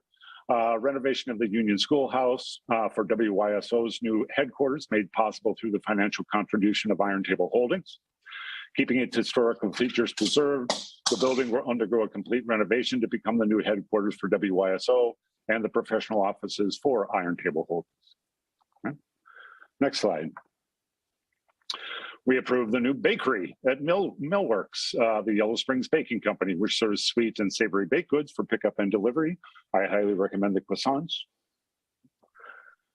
Next slide. Approved 310 Bed and Breakfast, which is located at 310 Dayton Street. Next slide. Approved the openings of 9 transient guest lodges. In 2021, council imposed stricter regulations on transient guest lodges in Yellow Springs, allowing only operator-occupied transient guest lodges and setting a minimum of 500-foot buffer between the establishments. Next slide. We approved patio expansions at 3 locations, the Gulch, the Winds, and Emporium Wines and Underdog Cafe. Next slide. Approved 2 home occupation permits for home businesses, art classes for children and adults at Strong Heart Press and Paper Studio, and Blue House Bread, a home baking business up there on High Street. Next slide. We recommended that the Village Council approve the planned use development for the Birch Creek PUD submitted by Oberer Homes in October of 2021. It was a little over 33 acres of land were annexed to the village in July 2021. The PUD included 64 single-family homes, 22 2-bedroom duplex homes, 30 3-bedroom duplex units, 24 townhome units, as well as 11.82 acres of open space and a land donation of 1.75 acres for a future affordable housing project. Okay, next slide. And we also approved the Safari Place down here near the south end of the town at 1435 Xenia Avenue, which will have car shows, car sales, kayak rentals, coffee shop, and a food truck. Okay. And those are this slide is just the members of the Planning Commission who served in 2021. And then upcoming, there are a number of slides that speak to the launch of the building department, permits issued, violations, and meetings attended by staff. And perhaps maybe Denise would like to chime in and talk about those slides. She probably have, yeah. Sure, I'll mention the Board of Zoning Appeals. They've met 6 times in 2021 on 11 zoning variances, ranging from size variances to setback variances. And one unusual one, which was a variance to the number of bathrooms in an accessory dwelling unit. And let me go back and say, those are the members that were serving in 2021 and continue to serve in 2022. Matt Reed, Ellis Jacobs, Anthony Salmonson, Scott Osterholm, and Matt Raska. The zoning office issued 145 permits, with 143 of those that were approved in 2021, including 4 single-family dwelling units, 2 minor subdivisions, 3 ADUs, 3 replats, 12 accessory structures, 10 solar permits, 17 additions on homes, 9 TGLs, 27 fences, 3 home occupation permits, 12 signs, 12 zoning compliance permits, 26 working in the right-of-way, and 3 change of uses. We also launched in 2021 the building department. That didn't start until September 8th of 2021. And during that time, we oversaw and worked with NIC on a total of 24 permits, ranging from solar, electric, HVAC, additions, remodels, demolition, remodels, and a certificate of occupancy. And we also issued 86 violations in 2021. Most of those are vegetation in the right-of-way and other types of encroachments and utility issues, a couple of no permits. The planning and zoning staff, this is all we were able to document. We probably attended many more meetings than this, but this is the one that we managed to get on the calendar. So total of 247. And then I have a permit, a monthly report that I give at least quarterly to council. And that kind of breaks it down even further for all the different types of permits that were issued. And planning and zoning staff, of course, is me. And I do have Chelsea Skinner, who started in July. And she works 4 hours a day for 3 hours. That was July of 2021. 4 hours a day, 3 days a week. Thank you. That's it. Okay. Yeah. And so then the only other thing, as I would say, is, as I mentioned earlier, I've been tremendously impressed by the conscientious work of the members of the Planning Commission, but also I want to say by the concern and involvement on the parts of the citizens of Yellow Springs, who will sit through what must often seem to be rather tedious stretches of meetings in order to express their concerns and more fully inform the members of the Planning Commission about the issues that come before us. So thank you all very much for your time, and just, for what it's worth, Rock Chalk Jayhawk, since they're going to be playing in the championship here in about a half hour. So. All right. I'm not sure if you're allowed to promote your team, Frank, but yeah, thank you. It's not my team.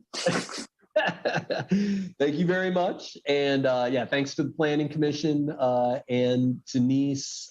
Great work. And I can definitely say we really appreciate the conscientiousness and intentionality behind everything the Planning Commission does.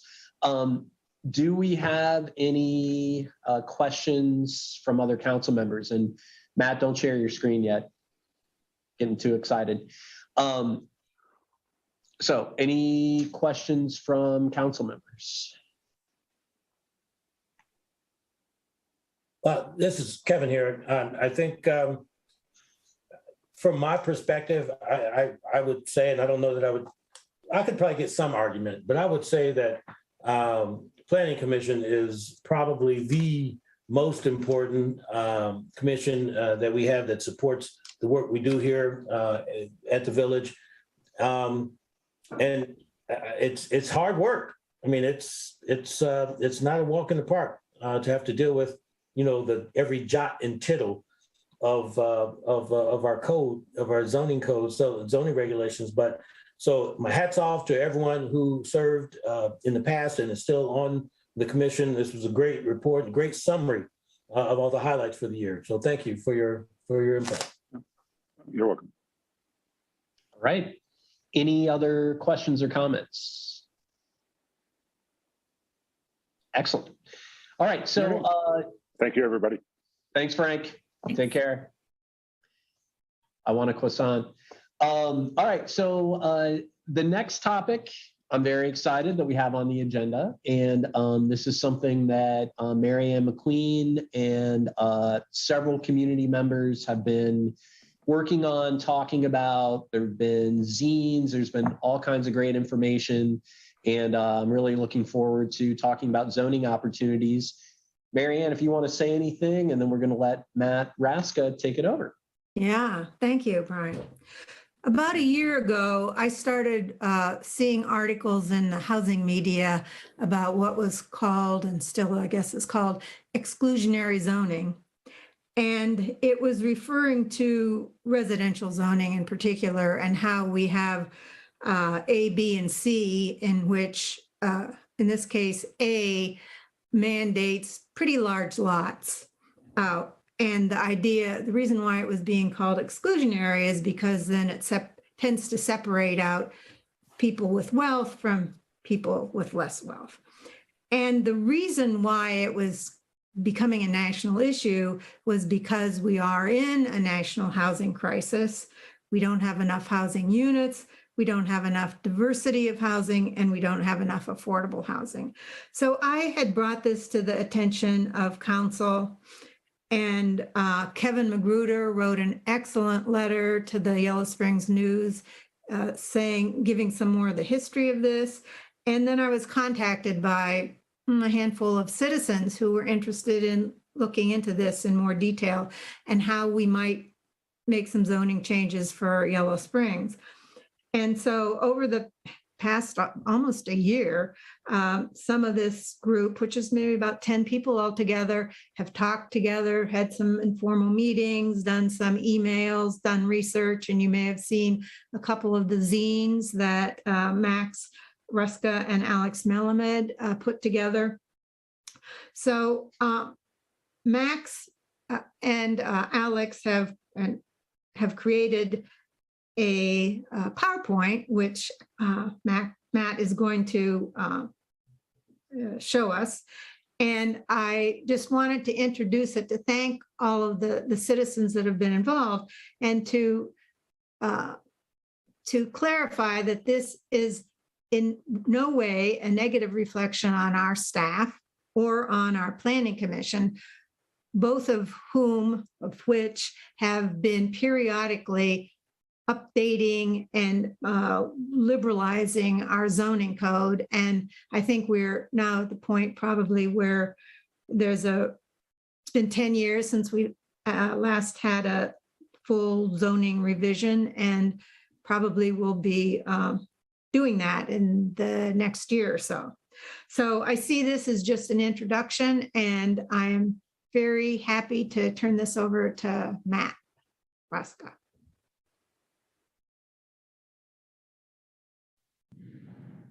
All right, Matt, are you able to share? Let's find out, huh? All right. All right. Cool. So why don't we get right into it? Can you guys hear me just fine? Yes. Yeah. Okay.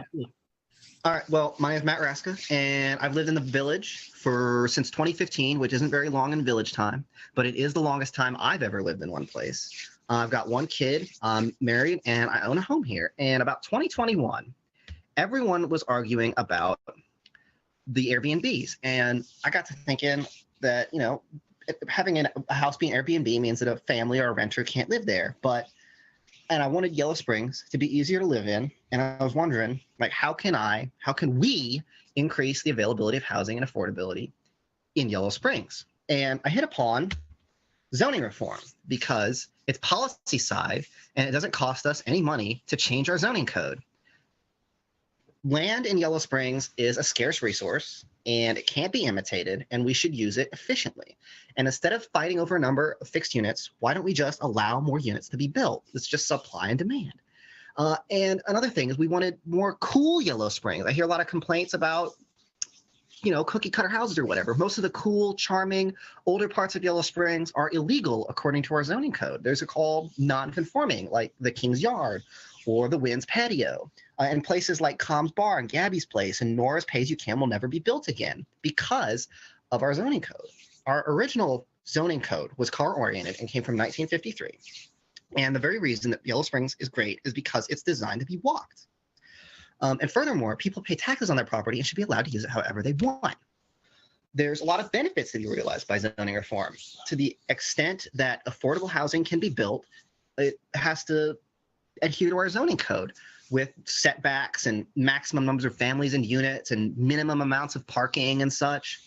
And this prevents a lot of small lots from being utilized. And if we allow for less setback and we allow for higher occupancy rates and we allow for, you know, taller houses, for lack of a better word, we can allow for our underdeveloped lots to be utilized effectively. We can allow small lots to be utilized effectively. And a word about the multifamily housing. I believe multifamily housing is unnecessarily restricted in the village and is commonly brought up as one of the main impediments to affordability and economic integration. Zoning in the village, not just in the village, but elsewhere, used to be designed for people and not cars. Older cities were designed to be walked.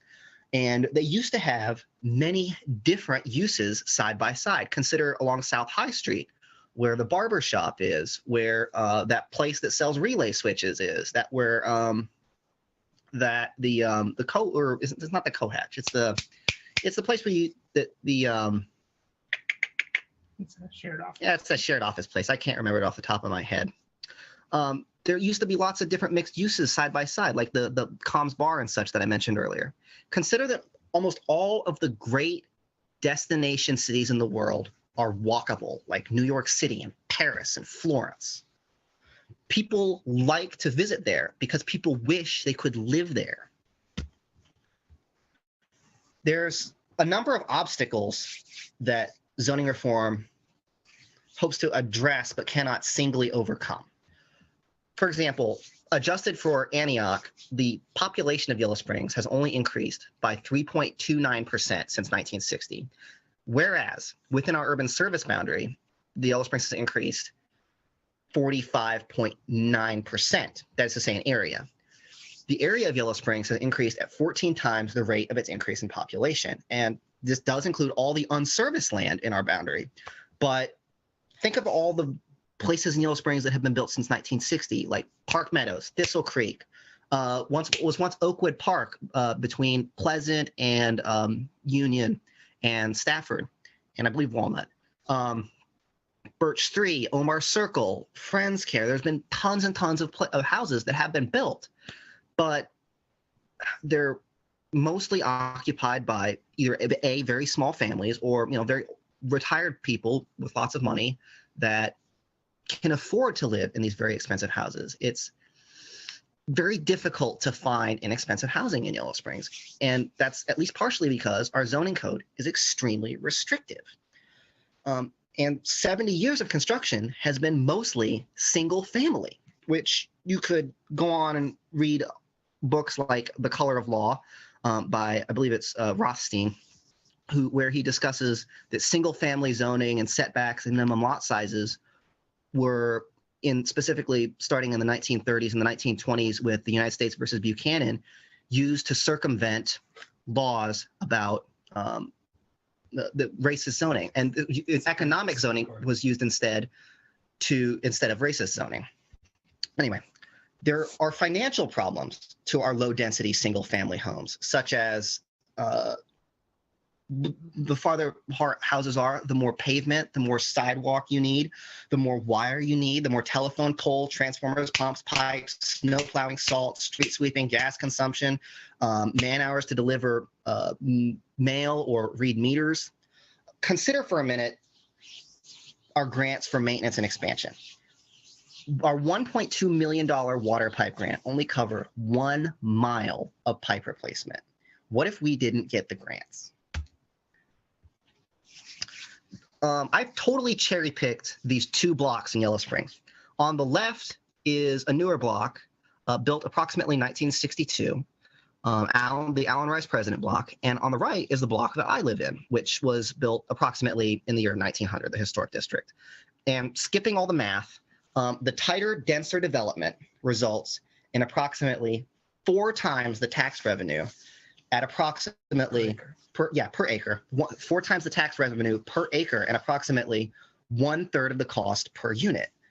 In effect, the older, denser parts of town subsidize the newer, more dispersed parts of town. And furthermore, remember when I was talking about the economic segregation that was implicit in the minimum lot size?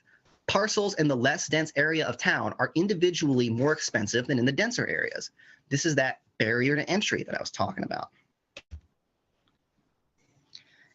And at this point, I want us all to ask ourselves what kind of Yellow Springs we want.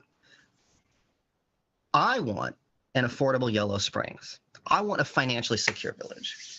We want a community. We want efficient use of resources. We want a walkable village. We want more freedom. And zoning laws are the common key to all of these needs. We put together a not so brief list of zoning reform priorities. And these are all, for the most part, these are things that we can do by adjusting the metrics of our code, such as making permitted all residential uses in all zones in 1248, and eliminating minimum lot sizes, and replacing minimum lot widths, and reducing setback, and permitting mixed use. And I can go on, but I would say that those are probably the most important. Oh, and increasing maximum lot coverage. Consider for a moment these houses that I'm about to show you. Like the book loft behind the library has only alley access. It has no frontage. Or the pile of historical federal style buildings by Tom's. Or the houses at Kent Hamilton Way where they share driveways. Or Littlewood where the frontage is like as little as 18 feet. Or the flagpole lot on North High. And this little house on Elm Street, on the corner of Elm and Dayton, which is on a lot that's so small and shaped such that you couldn't do anything with it with the setbacks. So they rehabbed it because otherwise they would have just had a blank lot. Or any of the houses along Dayton Street that are right up against the sidewalk and the King's Yard. Or the Catholic Church on Phillips Street. Or that lovely red house on South Winter. All of these houses are non-conforming according to our current zoning code, and they function fine. There's no problems with them, and there's no reason that we can't just allow them to be built again. There's lots of places that are doing zoning reform right now, like Portland and California and Minneapolis, and I didn't even list it, but like Nashville and Boise, Idaho, and Houston was ahead of the game years ago, reducing their minimum lot sizes to 1,400 square feet. And I think that this is the time for us to really consider wildly reforming our zoning code, or consider that we're likely to get left behind. Thank you very much for your time. Please feel free to shoot me an email and I'll shoot you this presentation or answer any questions. The analysis that I did is right here. What's our group email? And I thank you guys very much for your time, and I'll turn it over. All right, thank you, Matt. Yeah, again, I think that it's apt that we're looking at opportunities here. I really appreciate the kind of highlighting around where the priorities, where we could get the most bang for our buck. And so I'll ask if council members have any questions or comments at this point. Like, you deserve a 6 seconds. Good job. Okay. Kevin? Yeah, I would just say that I appreciate the work that was done. I mean, it was sort of a rapid fire approach, and there were maybe a couple of things I wasn't sure about that I questioned, but those are minor things, I'm sure. But well, I'll say the one thing. We were just talking about staff time and money and whatnot.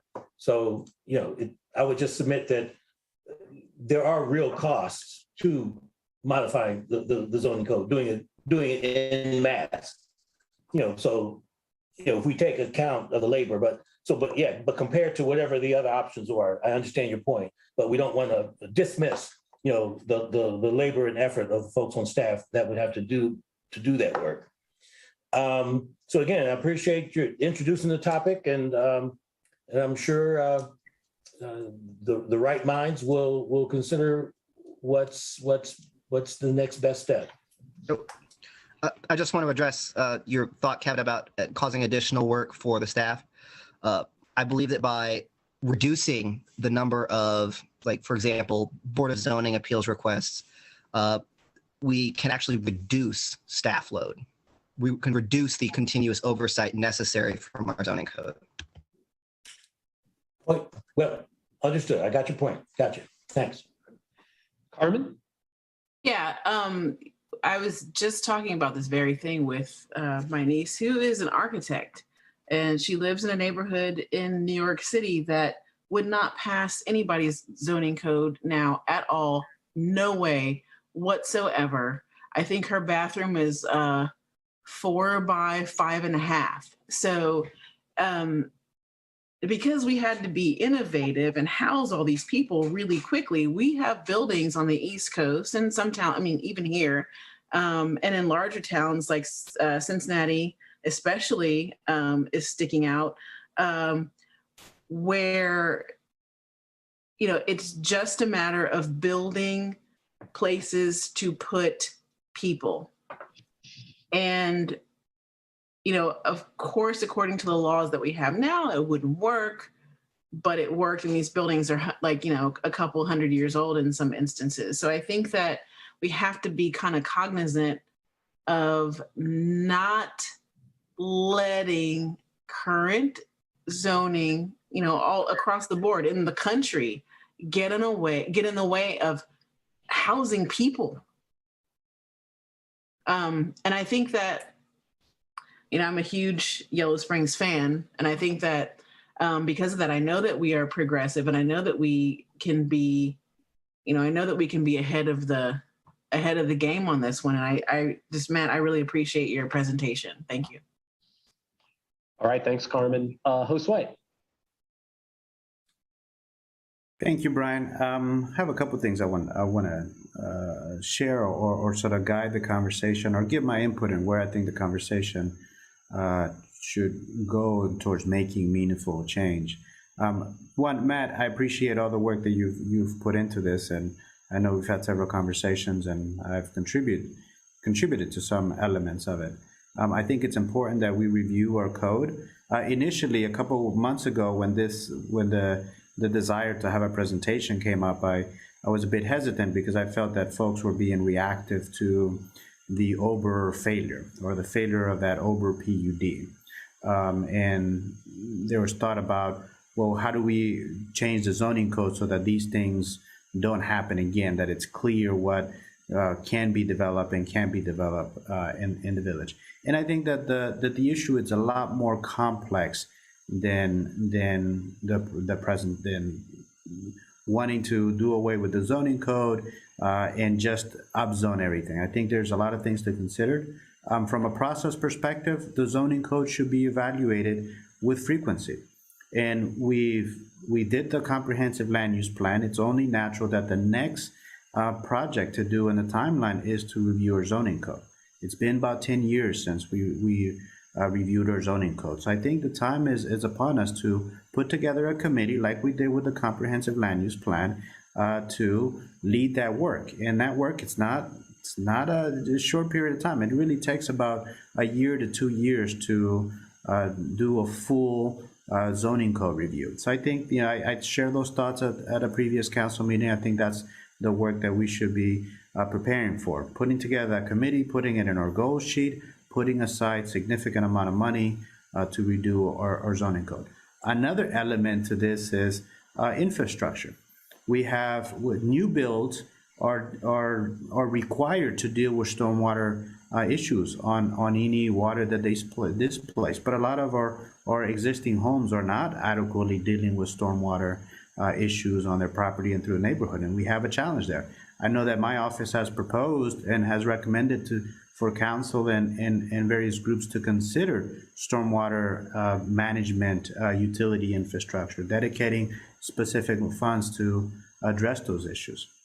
So there's infrastructure issues. There's really got to get into the minutia of looking at our zoning code and how it aligns with a comprehensive land use plan. All right, thanks, Josue. All right, the goal of this was really to start the discussion, and so I saw two hands up. I'm just going to ask Mitzi and Matthew to be brief with your comments, because what I'm hearing is that this will be a broader discussion and we'll definitely be bringing things back. So Mitzi, go ahead. Going to unmute, and I read both of the pamphlets that he has put out, and I agree with the village manager about our zoning code needing to be reviewed and updated and even liberalized some. I do have concerns, and we've already addressed this in our current zoning about some of the stormwater issues and how people will have to, who are building, are going to have to address that, and parking as well. But I do question his comment about people should be able to use their home or lot however they want to in a neighborhood. My neighborhood had Comm's Bar in it, and I was involved after it changed hands with a group of people who tried to get the business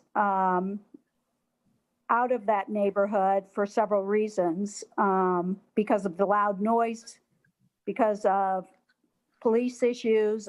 There was a rape down our street, and parking issues. So I think there's a lot to be said about neighborhoods and keeping the quality of a neighborhood, with addressing providing some inexpensive housing in neighborhoods too. But I'm concerned about businesses in neighborhood areas, and I think, there's lots to consider in this. Thank you. Thanks, Mitzi. All right, Matthew, Kirk, go ahead.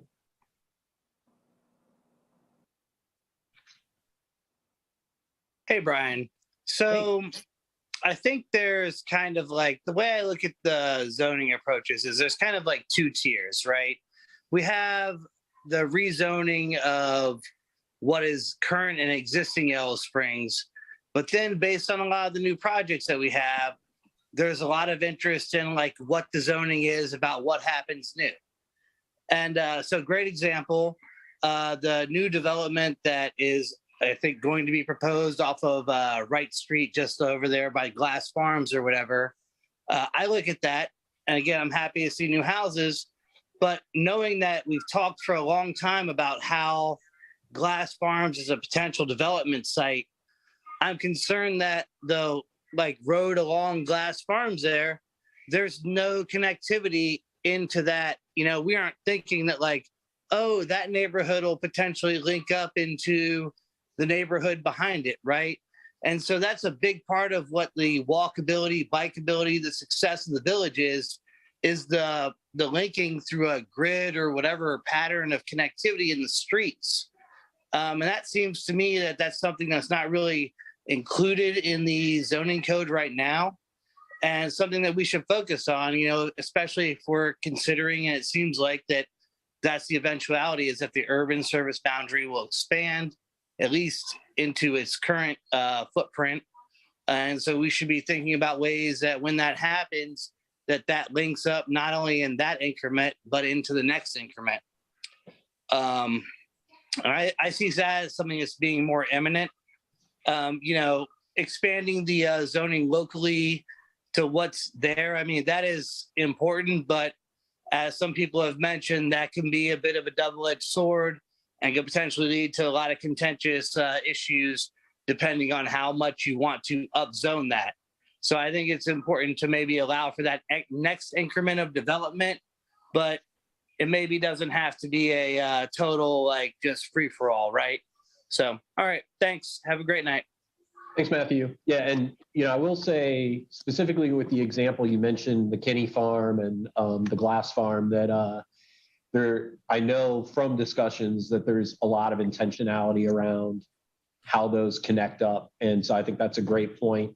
I'll just, I think, wrap this up by saying, I appreciated Don Johnson's comment on Facebook related to the Strongest Town initiative, where she mentioned that it would be great to see Yellow Springs expanding on the Strong Town goals, like focusing and facilitating infill and so forth. So I think that's a lot what I'm taking away from this conversation, and it's going to be great to have Planning Commission be more involved. I saw Denise taking notes, and this is something she's been involved in conversations. And I really love what Josue had to say around, like, let's get a committee going. Let's start really digesting some of these issues. So thanks, everyone. Great conversation. Lots of opportunity. We're going to move into old business, and Carmen, it looks like you've got the first couple topics, so let's talk about the Citizen Review Board. So Citizen Review Board, I wasn't clear on exactly what next steps were, but I got some clarification from Village Manager regarding next steps, and hiring Attorney Waddy to review the proposal. And so I will be in touch with Attorney Waddy in the next couple of days. I tried to call earlier. I sent him an email so that he can submit his engagement letter and W-9 so that we can get the ball rolling on hiring him to review our CRB proposal as it's written. Okay. So then I know one thing we talked about last time, and Kevin, I'm going to abscond your hand because that was related to the Attorney Waddy's CV and all of that. So I know that was something that we wanted to see. And then how are we doing on the question piece and the scope of work? So really quickly, if I can interject, the scope of work will be included in the letter of engagement.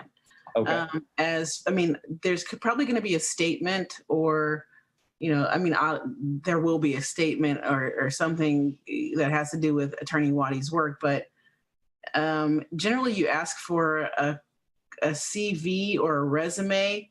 If the Village of Yellow Springs were a law firm, then it would be appropriate to ask for a CV or a resume. I understand that with the other law firms that we work with, we are just sent the person that deals with the thing that we need them to deal with, and we don't require them to show their curriculum, their CVs or resumes.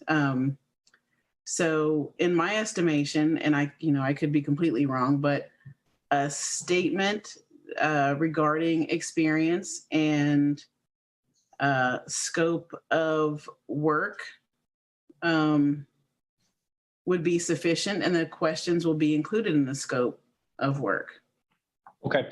Yeah, I will say with the other firms that we contract with, they were vetted because when we hired when Brianne ultimately became our village solicitor, we also interviewed Brickler and Eckler, so we had their info and Frost Brown. Right. So I think those were partly prior relationship, but I do remember we were going to pass around some kind of document with the questions that folks wanted answered so that we were on the same page about that. I guess if you do need Judy's support with that, let her know. Marianne, I see your hand up. Yes, I have a couple questions in particular for Carmen, but for the rest of council too. One has to do with how we feel about having the potential coordinator for the mediation program also serving, at least initially, as a intake person for the CB, for the Citizen Review Board. And there's been a glitch, I guess. The VMP thought that the posting for the coordinator had gone out and it hasn't, so I'm going to work on that. But so that's one question for both, for, as I said, for Carmen, and I'd like the other council members to weigh in. Does that seem reasonable? And then the other question I have is, I had submitted a memo one or two council meetings ago suggesting that we start the CRB with having someone in place receiving complaints, and as we build it out as a commission or board. And I wanted to get some feedback from council, in particular from Carmen, on both of those things. Does anyone else want to address it first? Well, I'll go ahead and speak. So yeah, Marianne, I think it is reasonable to have, excuse me, an entity that would could work in the role as village mediation program coordinator and intake coordinator, if you will. I know part of the requirement is that that entity have a level of independence, excuse me, independence from council and village government. So, you know, you gotta work things out in that regard. And here's what I want to avoid. I want to avoid us spending another $5,000 to $6,000 and not getting what we asked for. And I think, Carmen, to talk about the gentleman's CV, to Brian's point, we vet law firms, and the law firms have specialties. You know, when we want to hire a village solicitor, we don't go to Law R Us. You know, we went to firms who specialized in municipal government. And so that's what I'm talking about. And again, you know, there was an effort made to select a preferred attorney before who was unwilling or incapable of giving us what we asked for. And I would just like not for us to be in that same boat again. Thank you. Really quickly, that is not lost on me. That is not lost on me. And it's important that I state that. That is not lost on me. I'm not interested in spending money that we don't have to spend. I'm not interested in that. What we need done is the review of the proposal as it is to ensure that it follows the law, our law, Ohio Revised Code, any charter that we have, and that's it. We didn't get that before with the last review. I don't know why. I wasn't on council. So that's not lost on me. Marianne, I think to address your questions, I think that I talked about it a little bit with last council meeting. I met with, Sarah via the phone. We had a phone conversation. And my experience with Village Mediation Program is that it's an important program in place that people use. I've used it. Other community members have expressed to me how important it's been for them to have in place. And so what I discussed with Sarah was, whenever we have a CRB, then the person that's already the coordinator for the Village Mediation Program, will understand that they might have a dual purpose. Intake for CRB, but I don't want VMP to go without having a coordinator because we're kind of waiting to see what the CRB is going to become, right? So finding a coordinator who understands that there might be some crossover is important, but that can't be the thing that holds up finding a mediation person. So the other part of my question, thank you, Carmen, and it's not holding up, that's something else that's holding up the getting the mediation coordinator, not that. The other part of my question for everybody on council is, what do you think about the idea of gradually developing the CRB so that we start first with getting a coordinator, getting someone in place who is skilled and trusted and confidential, where complaints can start coming in, and in part to assess the kind of complaints as we build out the board, because it does seem that it's going to take some time to build out the board, get people trained. And if we started by having someone in place to start taking complaints, it seems like, one, it could show that we're serious about getting started, but also it enables people to make complaints, and it gives some data on the type and number of complaints. So I'm asking, does that seem like a potential way to start moving forward? So I'll say a few things. I think that, one of the things that I've heard every time we've talked about it is parallel tracks. I, love the idea and was encouraged to hear that Chief Burge supported the data piece, the evaluation of not just our officers, but, staff in general, which is something I know that we pushed for. Lisa wanted to get off the ground. I think there was not support for that. I think there's more support for that now. So I think that piece is one thing that we need to move forward. I love the idea as soon as we get that mediation person in place to integrate that into the role.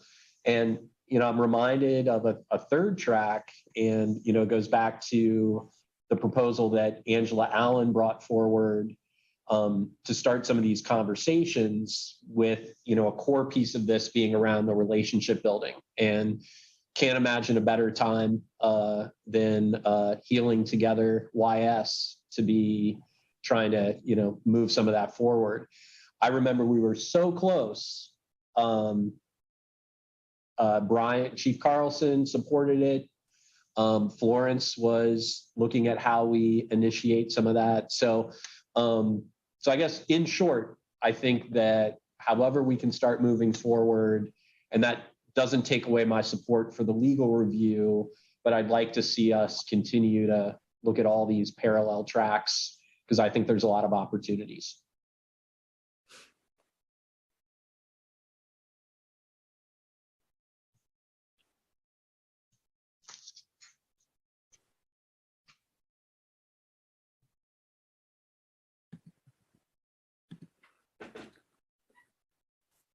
Okay, so are there other thoughts on the CRB at this point? Okay, so my understanding of the action item in terms of specifically legal review, the items are, that engagement letter is great, whatever credentials we need to see, and we are supposed to be sharing this document around questions so that we can have all that together to move forward. So I know that Josue and Marianne had kind of put some things down. I have not seen a document, and I'm assuming other council members haven't yet either. So if we can move that forward, I think we're really close. But I do think it's important that we, ensure that it's crystal clear what we want to get out of this, which I think we're all on the same page about.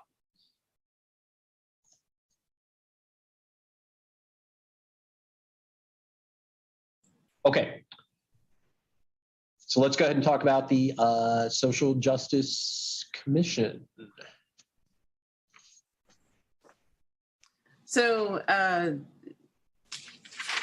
solicitor and councilperson Stokes and I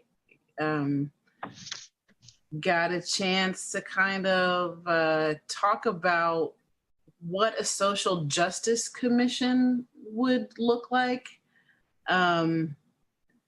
And really, in short, we had a meeting, I don't know, maybe it was almost 2 weeks ago, regarding what it would look like to put a social justice commission together. But then what happened as we were talking about it is that we just found that it is the HRC, right? So it would just be about, it almost looked like we were just going to be renaming the HRC, the Social Justice Commission. So, from my perspective, Human Relations Commission was founded 58 years ago. So we have documents from 58 years ago concerning issues of race, socioeconomic status, and on from 58 years ago. What's incredibly important, for me, is the historical context. We're talking about 58 years ago in Ohio, in Greene County, Ohio, surrounded by communities that were not concerned with African-American citizens or citizens from marginalized groups or poor citizens, but we here had an HRC. It is another example of our progressive and innovative history. So for me, tweaking and changing the name from Social Justice Commission to Human Relations, so from Human Relations to Social Justice, I don't want to say didn't make sense because I knew where it was kind of coming from, because there's new language. But when we talk about what it is to be human, we talk about all of the things, right? And so I'm looking back through old documents signed 2/22/1965 by my great uncle, who was the first Black mayor of Yellow Springs, James Lawson. We're talking about Arthur Morgan, Hardy Trollander. And then kind of fast forwarding to the 70s, we have signatures from Human Relations Commission members, Steve Schwerner. Steve Schwerner was the brother of Michael Schwerner, who was one of the three killed, Goodman, Schwerner, and Cheney, trying to register people, to vote in the South. So this is, I don't want to get all sentimental, and I really try not to be, too touchy-feely with things. But the historical significance of the Human Relations Council and what it stood for in the charter doesn't need to be messed with. So I guess, kind of what the general consensus that we came to was that it doesn't need to be changed. We don't need to change the name. We don't need to change. There was one thing in the charter, I think,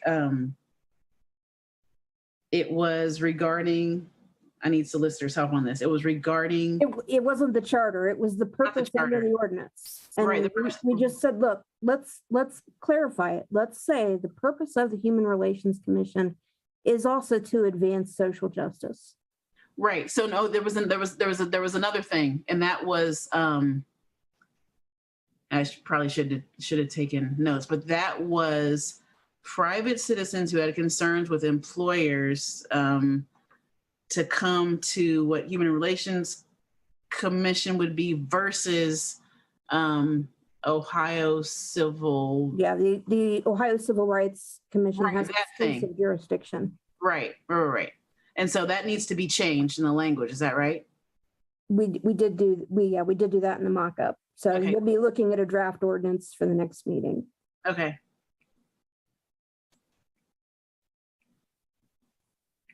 So I mean, I don't want to go on because I will about this kind of stuff. I will go on, but I just I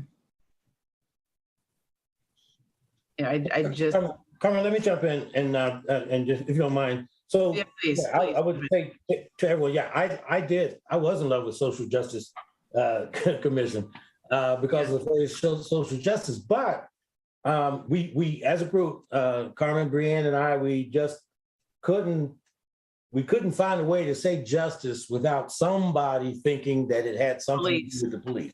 Right. And then Carmen presented the historical information that you just shared. And we all just had this epiphany that, like, yeah, we're describing the Human Relations Commission. So again, to Carmen's point, just updating the language, broadening it just a little bit. I think we are where we need to be, or very close to where we need to be with regard to the HRC being the commission that we think we want to shepherd those types of efforts, considering diversity, equity, inclusion, those types of things. So I think we're in the right place. The commission will have to be reconstituted regarding membership, and we'll work with Judy to get all the dates and times right, and we'll have to talk about whether there needs to be a recruitment effort or just a clarion call and just have folks show up. But I think we're moving in the right direction with making some smart changes to existing ordinances in the charter, as opposed to going wholesale in a different direction. So I think the team has done great work. Kudos to Carmen and Brianne for their input, and I think we're getting in a good place for where we are right now. And just to clarify, this won't have anything to do with the charter, of course. There are two things that we initially talked about that I'm going to be looking for. One is the fact that, we had the Justice System Commission, which, did not launch, primarily because there was not a council person willing to take it on. I do feel like, even though justice is not just about policing, we can't lose that piece of this, all right? And that we want to continue to be progressive and think about, how we're expanding our community outreach and that sort of thing. And the second thing is, as Kevin knows, and before that, I was the council liaison. While the HRC was a great entity and has a lot of history, since I've been on council, it has not been all that functional. And mostly it became a granting committee. And so the members were not doing the community work that was always envisioned. And this is part of why we put the HRC on hiatus. So I just want to make sure that when this does come back, that those things are being contemplated. Otherwise, we've all got plenty of irons in the fire. And so this is why we gotta think carefully about putting energy into additional commissions without that leadership, without that motivated membership. And when you compare the Environmental Commission, the Public Arts and Culture Commission, where you see that energy and that work being done, that's what our commissions are about. They are adding capacity. So I just want to make sure that that doesn't get lost. And thanks for the thoughtfulness on this. Okay. All right. Let's talk about getting back in person. All right. So again, I want to reiterate that. Brian, yes. Brian, it's Kevin. Yeah, I know we didn't open the discussion for public comment, but Kate Hamilton, who was a very critical member of HRC has her hand up. So I wondered if she just had. Yeah, I didn't see that hand. Thanks for mentioning it. Kate, go ahead. Well, I don't have anything mind shattering. I just wanted to thank you for keeping HRC and for knowing the history of it. There are a lot of elders who I admired growing up, and it was one of the reasons I wanted to serve on it. And I really liked being on HRC. I don't want to do it again. Okay, thanks. Thanks, Kate. Okay. All right. So in-person meetings, hybrid meetings. So again, I really did want this meeting to be in person. I'm still lonely here at the Village Building and looking forward to having company.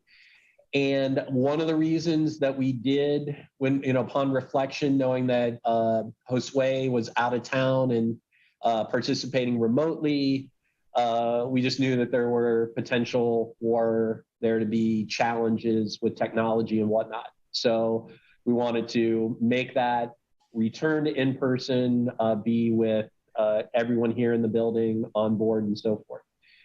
So one issue that did come up that I guess bears the need for a little bit of discussion is what hybrid means. And there were some concerns raised, some challenges around, when we did do hybrid meetings for a short bit, one of the challenges that I recognize is it is hard to be paying attention to who's in the Zoom meeting, who's there. And I'm not saying that's a reason not to be hybrid. I was one of the council members that supported that at the last meeting. But I do recognize that having some parameters does seem to make sense. So Judy came up with a concept when we were thinking that this meeting would be in person. And Judy, why don't you just kind of briefly talk about how you envisioned hybrid, and then maybe we can see where other council members are at. Well, in putting it together, what I was really coming from was weighing the snafus that occur in Zoom meetings against the benefit of being in person, the benefit of Zoom, the downside of Zoom. Zoom has a lot of downsides, and we like to forget them when we're talking about the benefits of Zoom. So the thing that I thought could mitigate that was, first of all, right now, I can just respond in real time when people are asking for links, they want a thing. I'm emailing people throughout the meeting, and they're getting various things or question answers. That stops the minute we go back in person, because I can't do that in an in-person meeting. And so that's one thing, is that all those requests would have to be made at no later than 6 o'clock on the date of the meeting to get into the Zoom, to get this or that, whatever you might need. And the other one was that I would like to suggest limiting the virtual participation to only 2 areas of the meeting, and those would be legislation, of course, and citizen concerns. Outside of those 2 areas, you're viewing, but it's not expected that people are looking for the hand up or trying to see whether folks are needing to participate at those times. Even with those limitations, I would say that we are head and shoulders above any other community in terms of the amount of access that we allow citizens. Okay. And then I'll just add, I think it was implied, but part of this was folks that want to participate virtually, planning for that, and notifying Judy, we know to look for them, that piece. I think that was the other aspect of the recommendation. Before council weighs in, Josue, is there anything else you want to add to this?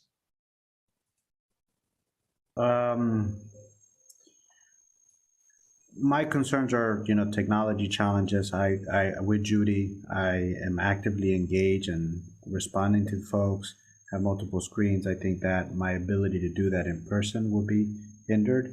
And I think as long as council is understanding and accommodating that, I am not going to have all the information that at times I'm expected to have during these council meetings. So that would be a bit of a change in process or availability information.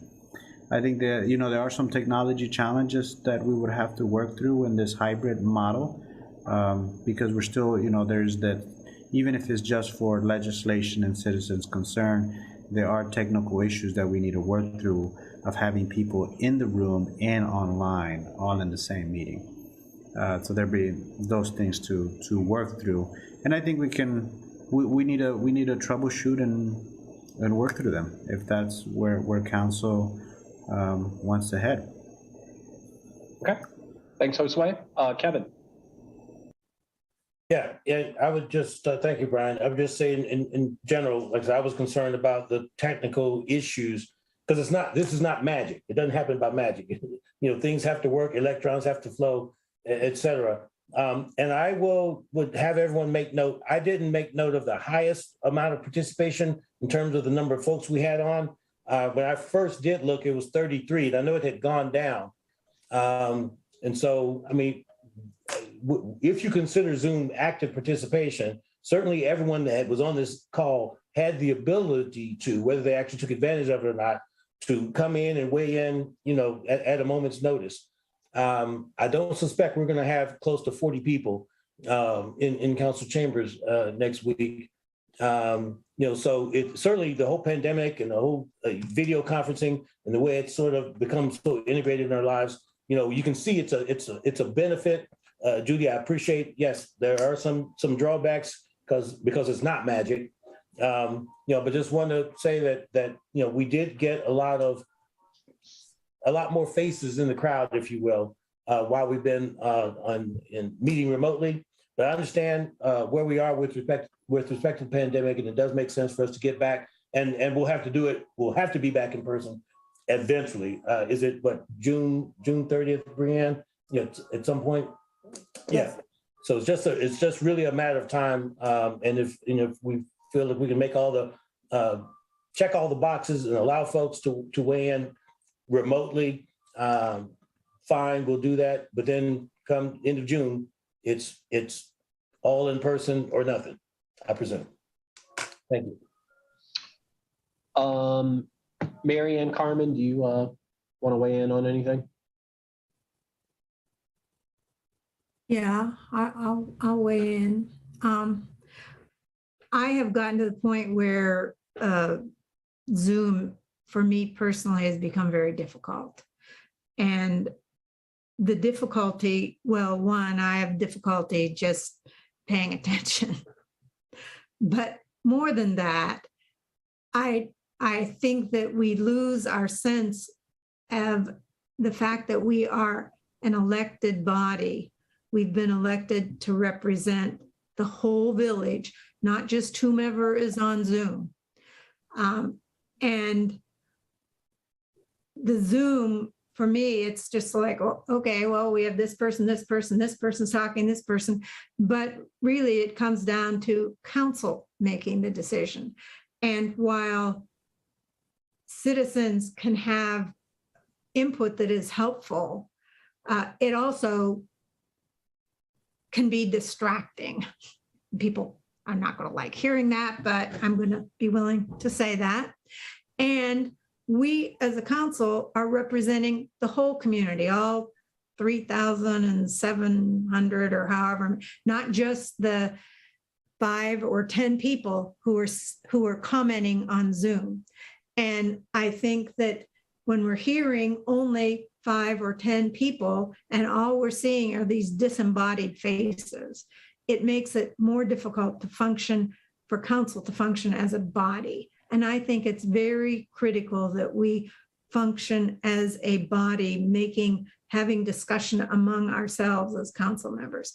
So if I do think that there need to be ways for the public to weigh in, and certainly people can watch on YouTube, and they can watch on Channel 5, and they can watch, I think, on Facebook.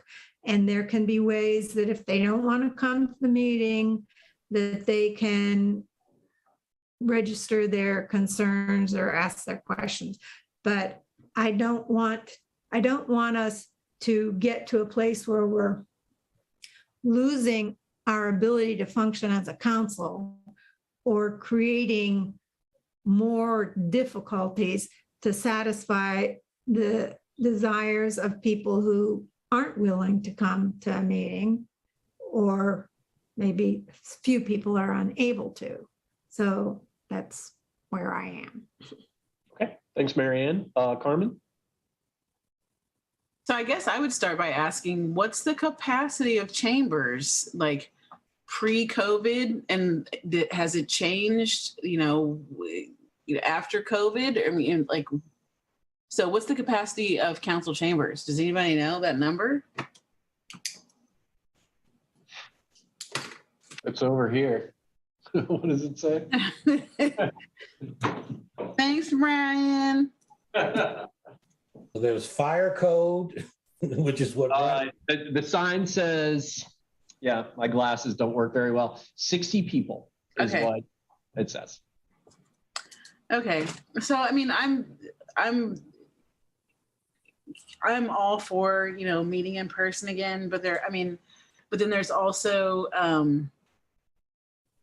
the accessibility issue for people. If people want to participate, is that still going to be an option for them? Or are they going to have to, have stuff submitted, before 6 p.m.? Is it going to, are we going to have the option of people being able to kind of interject as they think of things that they want to ask council? So that's not very clear, but I'm for in-person meetings, but I just have to consider that, that second piece I just talked about. Mm-hmm. Okay, we'll allow a couple quick comments from citizens. Mark, go ahead. All right, you should be able to unmute. Excellent, thank you. To Marianne's point, the question of accessibility is an important one. But more importantly, does anyone become less of a citizen of Yellow Springs if they're out of town for the village council meeting? I don't think so. The bottom line is that you can't put the milk back into the bottle once it's spilled. One of the things that COVID has done is created a new environment in technology. Back in the days when I was the YSCA chair, this is something that I pushed for, was not only to be available on YouTube outside of the Channel 5 realm of what's now Spectrum, but to be able to interact with council. This is something that's important. It's already here, and it's something that we need to evolve with. Having the availability of citizens to be heard, regardless of their ability to actually make it to the Bryant Center, is an important new development. And I want the council to take that into consideration when they make their decision on this. Thank you. All right, thanks, Mark. All right, Athena, quick comment. Are you able to hear me? Yep. Okay, I just want to encourage maintaining that citizen public access. I wouldn't want it limited any more than in person. I think it's not just a disability access thing. I am not well. You will endanger me with COVID, but also I have an illness that makes me smell really bad. And so you don't want me in there if I don't have to be. But you also have an economic thing, the cost of gas, the cost of childcare. You also have an environmental thing, and that's spending gas. And I think that maintaining virtual access in participation, because I've done YouTube and Facebook before you created the participation function, I just think is essential for all of Yellow Springs values. And I also want to mention, just like when you guys do things that aren't good that set precedents, when you do something that is forward thinking that sets a precedent, that matters for everywhere. When you guys maintain this access, I can go somewhere else and I can point to them and be like, Yellow Springs is working it out. Look at what they're doing. And that makes the whole region better.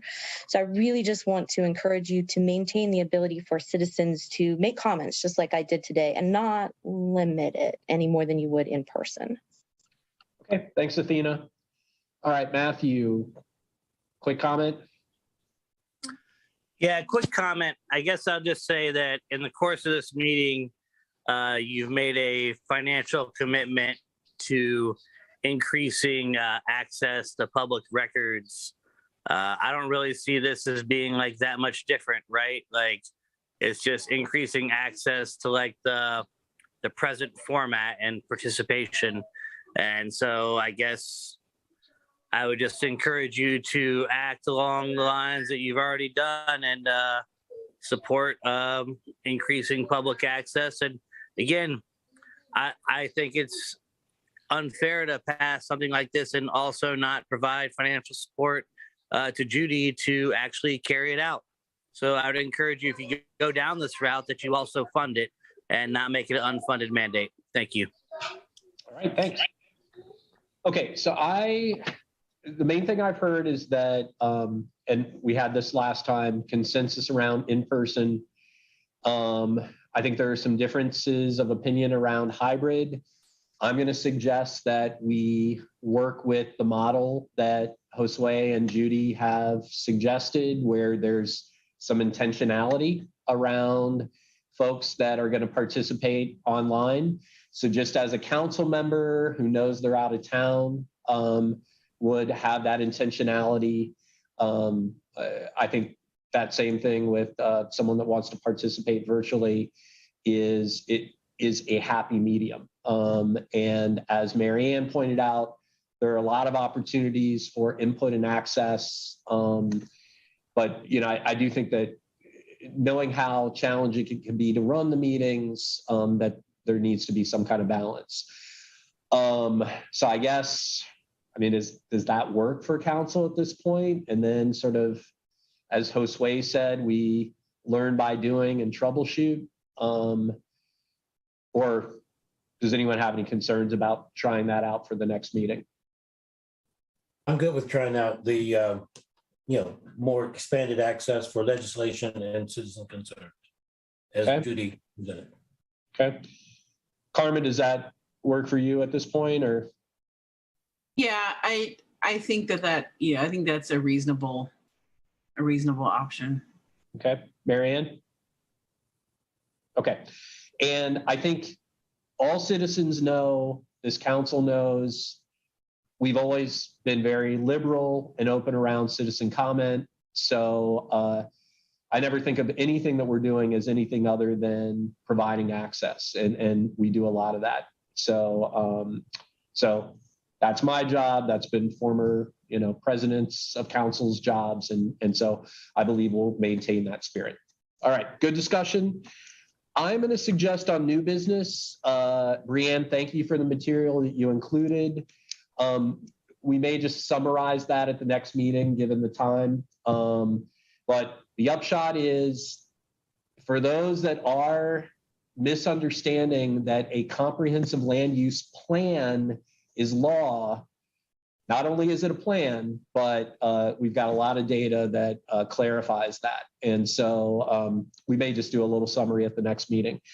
Otherwise, Marianne, do you want to just kind of highlight what Tia's request is, and then we can get consensus on it? Yeah, I think Tia was suggesting that we go in and sign on to this petition with other towns, municipalities. So that's what I would suggest if council approves doing that. Yep, I love it. I think we should definitely sign on. I appreciate it being brought to our attention. Mm-hmm. Kevin, Carmen, good? Yep, absolutely. Yeah, support. Okay, awesome. All right, manager's report. Josue, we want you to get back to the beach. So yeah, you want to highlight? A couple things. Spring cleanup is scheduled for the first week of May. We're not going to try to figure out all the cost things per ordinance. I think this one was going to be another year where we absorb the cost somewhere within our funds. But as we look to renew our solid waste contract for next year, I think this is an item that we're going to have to include in the price. We'll figure out a way to cover the cost through the entire service model because it is costly. Last year we spent around $12,000 for spring cleanup. So that's the good news there. There's that's scheduled for the first week of May. I've got a couple of things lined up. Let's I'm wait sorry. real quick. 2 years ago or last year, pandemic, I can't remember what year it was, but a problem occurred where we didn't get the word out or didn't get messaging out soon enough, but we did offer to sort of offset some of the costs to the village for folks. I forget, $8 or whatever it was, I would have gladly paid that little bit to help offset the village's expenses. I think if we start early enough, might we still be able to consider doing that? I wouldn't. I would advise against it because last year I had folks. Some of the complaints were folks wanting to throw their blinds away or some insignificant or inconsequential thing, which right now folks could throw away up to 2 bulk items a month, and they're not utilizing the services as we have negotiated them.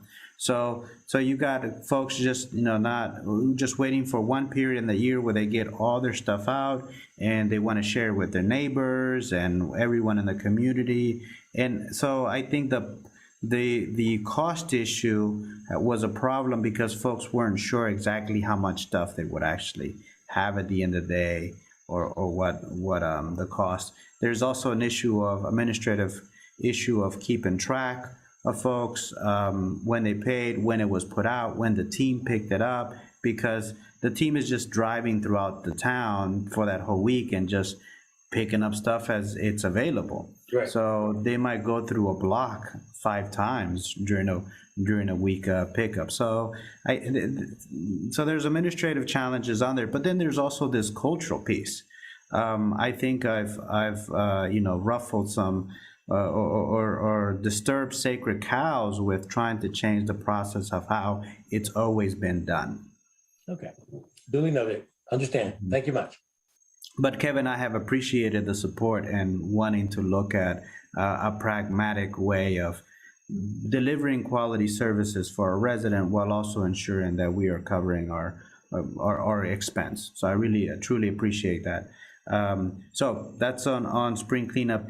In the manager's report, I did queue up legislation that I need from council. Among them is an ordinance for power purchase agreement for the solar project at Blue Creek. This is a project that we had in the works, and then COVID pandemic cost effects hurt the project and had to be evaluated. So the team has negotiated a pretty good package, so we're ready to bring that back to council. And keep in mind, this is for a project that hasn't broken ground yet. This will be for a project that will come online in 2024. So we need to put our names on the list so that we are able to purchase some of that power that becomes available in 2024.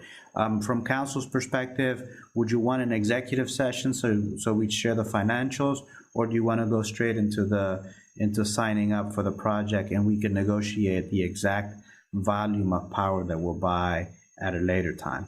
And Kevin and Brian, since we have agenda planning later in the week, we could probably figure that out. So that's one action that I need from council. The other pieces, I'm sorry, I'd be remiss if I did not share the congratulatory statement we received from American Municipal Power. We, the village, our team, has made the top 25th percentile of reliability in the country. So our team is among the 25% most reliable power providers in the country. That's a big deal for us. So congratulations to our team. We have an amazing, dedicated team. So we'll do some marketing around that in this upcoming week to get the word out on this accomplishment. The projects that I would need your assistance with are we have a couple contracts that we need your approval on, and that is we have 2 ODOT projects. This is for the sidewalk project and the AMP project, and there's the list on your manager's report. I want to be sensitive to time, so is there any questions you have on our report? All right. Excellent work. And yeah, congratulations to the team and the village. Really cool to hear. So thanks, Josue. Yeah, and thanks for taking time out of your vacation to join us tonight. All right, future agenda items. Anything that we haven't discussed today that people want to get on the agenda? Brian, I wanted to mention that Planning Commission did recommend for approval a few text amendments. It's just a cleaning up some things from that have to do with building official versus Greene County building regulations. We have some more stuff. Okay, sounds good. Anything else? Okay, if not, we went a little bit longer than we usually do, but there were some important things to talk about, I think. And with that, I'll entertain a motion to adjourn. I move. I second. All right, all those in favor signify by saying aye. Aye. Aye. All right, everyone, let's Good night, heal together everyone. this month. Yes. Yeah, good night. All right. Have fun in the Bahamas. Wish we were there. Thank you.